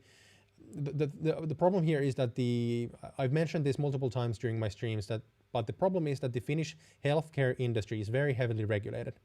So not only would you need to be able to speak Finnish, at least I think on B2 level, in order to work in nursing or as a nurse or nursing homes, but secondly, you actually need to have you have to be certified as a nurse or not sure what the profession is to work in a nursing home, but you basically need to have professional certification to work in the Finnish healthcare sector. So the problem here is that if you have a bachelor's degree, say in nursing from the Philippines, that is not applicable in Finland as it is right now. So what you need to do is you basically need to do supplementary studies on top of that in order to be able to work in Finland as a nurse. Then, of course, after you do your master's degree, that is going to be a different case altogether. I will not comment on that at all because I would need to look into that specific master's program and the field that you're going to be working in. However, you need to take into account that if you have a degree in nursing from the Philippines, as of now, there's actually a very exciting change coming to this at some point, hopefully within the next 12 months. However, as of now, your degree from the Philippines is not eligible. It does not make you eligible to work in Finland as a nurse unless you do supplementary studies on top of it. However, you could, of course, you have to consider that you can do so many other jobs in Finland, part-time. I'm sure that you can also apply for different kind of part-time jobs in the healthcare sector, but not just not nursing. It could be, for example, something in the supporting. It could be some kind of a supporting role or in the administration or something like this. I'm not sure. You need to figure out that yourself. However, unfortunately, working as a nurse is highly, highly, highly regulated in Finland by the government, and working in the healthcare sector in general. Anyway, hopefully that answered your question. Anyways, the next question comes from Rishi, Awesome. And Rishi's question, or as a reminder, Rishi is regular on the channel, comes from India, starting school this semester at the University of Oulu, doing his master's in business analytics and data engineering, which is awesome. And the questions are: can foreigners serve in the Finnish military service? No, you need to be a Finnish citizen in order to serve in the military. In the Finnish military, which is actually the official name is the Finnish Defense Force. We don't have a military; we have a defense force. But yeah, no, foreigners cannot serve in the Finnish military. You need to have a Finnish citizenship. Also, if you have double citizenships, there might be some issues there, but that's another case altogether. Then, actually, kind of continuing on the topic, like, could students in Finland have a chance to serve? No, again, you need to have citizenship. And I'd like to serve, and is height an issue? Because I'm very short, I guess is the best way to say this. First of all, your height is not an issue at all, unless you want to become a fighter pilot, but that's a professional education. You would actually need to become a professional service member in order to actually apply to work as a fighter jet pilot. However, that's a completely different case altogether. However, the general answer here is no, you cannot serve in the Finnish defense force unless you have a Finnish citizenship. All right, the next question comes from Ellen from Singapore, and Ellen is applying to do a master's in information technology at Metropolia. And the question is, when it comes to hiring employees in Finland, doesn't matter from which university or school you have completed your bachelor's or master's degree. Great question. This is actually a very, very, very, very good question, Ellen. Thank you for bringing this up. The short answer is no. Next question. No, it doesn't matter at all. Of course, it depends, of course, on the recruiter. So naturally, some recruiters have a tendency to have positive thoughts about, for example, the university that they went themselves to. However, as a general rule of thumb, the actual school that you go to doesn't have any kind of impact on your opportunities, your job opportunities whatsoever. The only possible case where I could see this having some kind of an actual impact is that if you have two exact carbon copies of applicants, so two applicants who are exact copies of each other, the same amount of experience in the same field, same employer, same grades from school, same major that they study in school. In that case, you might see a difference where a recruiter might prioritize someone who comes from a university that ranks higher. However, in no other case does this have any kind of impact. Actually, even in this case where you have two carbon copies of applicants, it would most likely not matter anyways, because in Finland, we simply don't care. We don't care from which school you come from. Of course, unless you come from Oxford or Harvard, then you are at least going to get the attention of the recruiter. But like I mentioned 5 minutes ago, if you come from Oxford and you're a D-bag, so a stupid person, or that a douchebag basically, or if you don't know what you're doing, you're still not going to get a job, even if you are an Oxford alumni. It doesn't matter. In Finland, we don't care, basically. Kind of going back to the what I was saying. So if you have two carbon copies of each other, of the applicant, the only difference being that this person has studied at Metropolia, this person has studied at Aalto University. It might still not matter, because if this person is a better fit in terms of the company culture than this, or if this person just better in the interview than this person who comes from a better university, the better applicant is always going to get the job. So it doesn't matter that, Finnish employers care more about the skills and expertise of the people. They don't care what it says on paper. To be kind of general, give you a general answer. But no, it doesn't matter. Your school doesn't matter at all. For example, for me, when I'm hiring someone, I don't care from where you come from which school you come from. It's a bonus, but I don't care, otherwise. Hopefully that answered your question. No was the answer. to put it simply. Anyway, the next question comes from Sambrita Neupane, who comes from Nepal. Hopefully I pronounced your name at least somewhat correctly.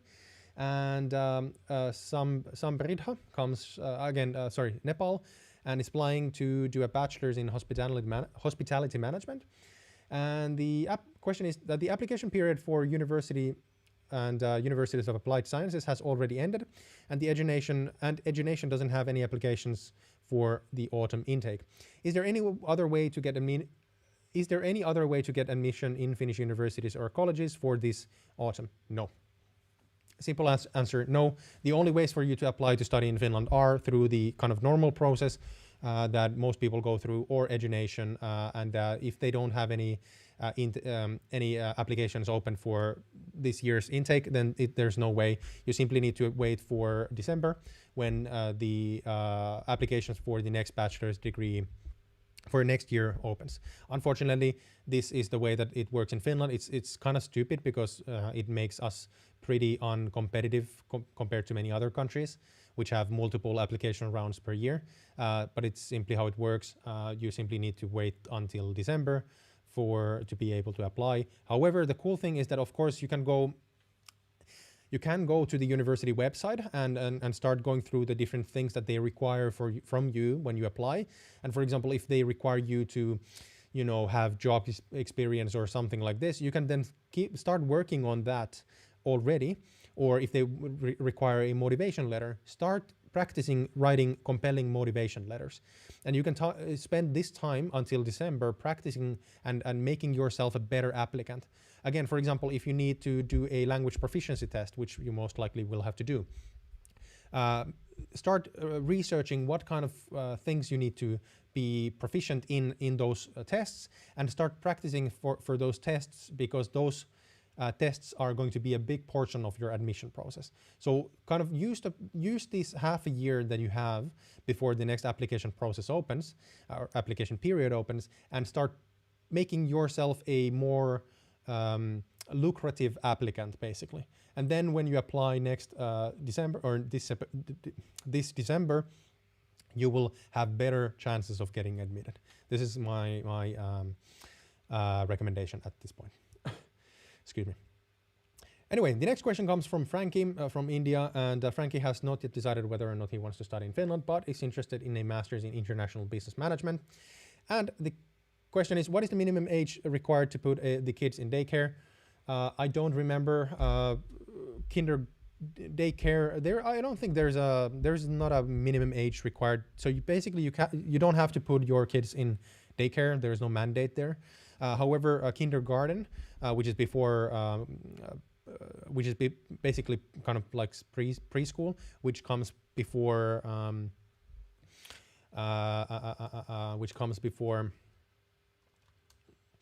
elementary school. I think that's from 4 or 5 years old until 7. We go to elementary school when we turn 7. That's the normal age. So quite late, actually. And what will be the approximate fees in daycare? Unfortunately, I don't know. I tried to look into this some time ago, but I didn't find the information, and I simply don't remember what I found. So unfortunately, I'm not able to look this up. However, basically, you're in the same, stage in the research as I am. So it's actually easier for you if you just Google. And for example, just Google daycare Helsinki. Daycare cost Helsinki, and you should find public daycare websites from the city of Helsinki where they actually talk about this. And what I can say is that it's very cheap. It's very, very cheap. It's really affordable in Finland. David asking in the chat, hi, is there any kind of an age limit for applying to study in Finland as an international student? Nope, there is no age limits for studying in Finland. Absolutely no. No one cares about your age when it comes to applying to study in a Finnish university. There, simple. The next question from the forum comes from Frankie again. And the question is, what is the scope of an MBA in the international business management? Depends on the MBA that you want to do. But what I would recommend you to consider is that in Finland, actually doing an MBA is very rare. So we usually don't actually do an MBA. Rather, we actually go to a university to do a master's degree. So MBAs in Finland are basically considered as supplementary degrees that are mostly done by people who already have years and years of work experience in their field, and they or their employers want them to do an additional degree to supplement their professional expertise. So that's basically an MBA in Finland. So in Finland, if you want to do a graduate degree in business, that is going to be a master's in business, meaning MSc.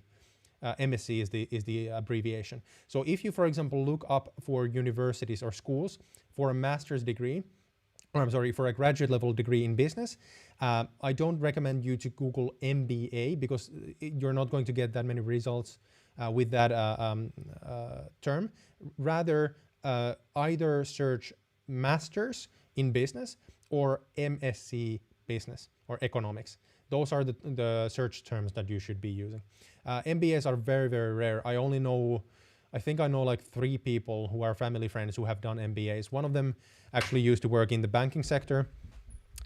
He's a friend of my dad's, and so 50 something.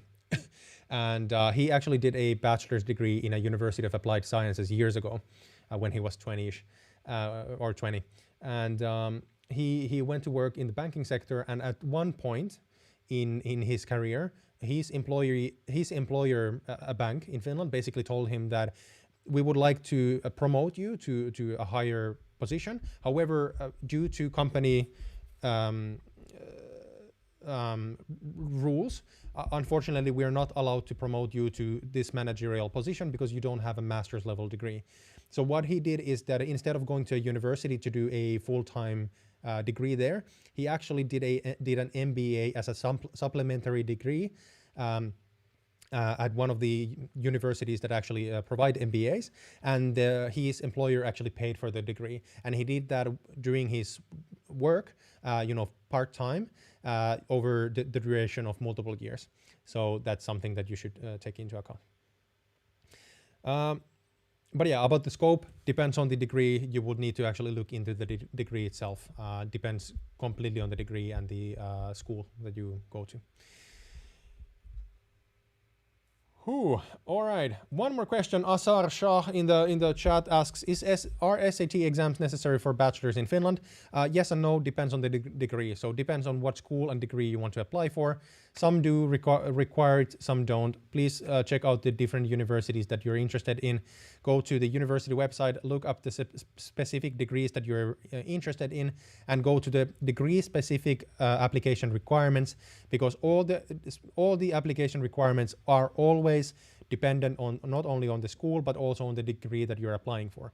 As an example, if you want to study at the Aalto University, which is one of the best universities in Finland, there is going to be differences in the requirements, application requirements, between a bachelor's degree, a bachelor's degree in business and a bachelor's degree in computer sciences.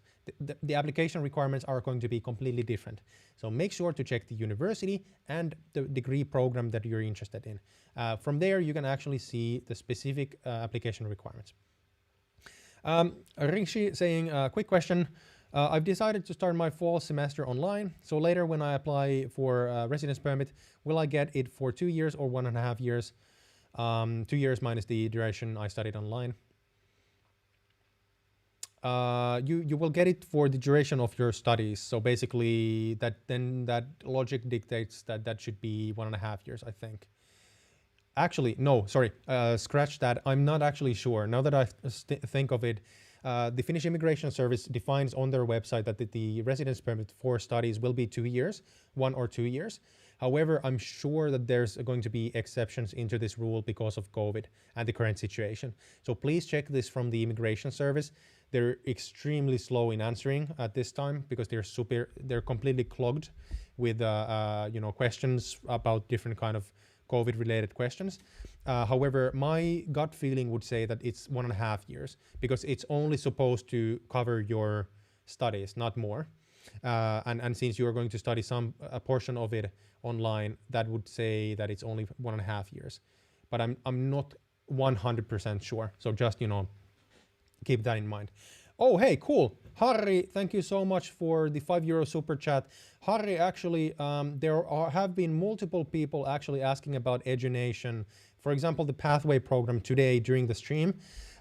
So guys, if you have any questions about Edunation, before we end the stream, if you have any questions about Edunation or Edunation's programs, any the Edunation Pathway program, or any kind of programs or universities that you're going to apply through Edunation, please direct your questions to the Edunation staff.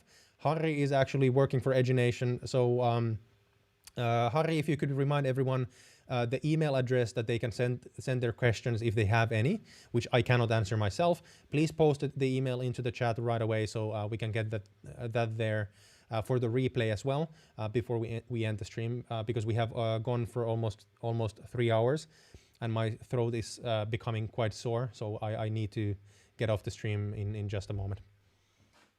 But again, I do thank for the super chat. It's highly appreciated. That is going to go directly into my coffee fund. I'm out of coffee at the office, which is insane for a Finnish person to run out of coffee. I'm desperate.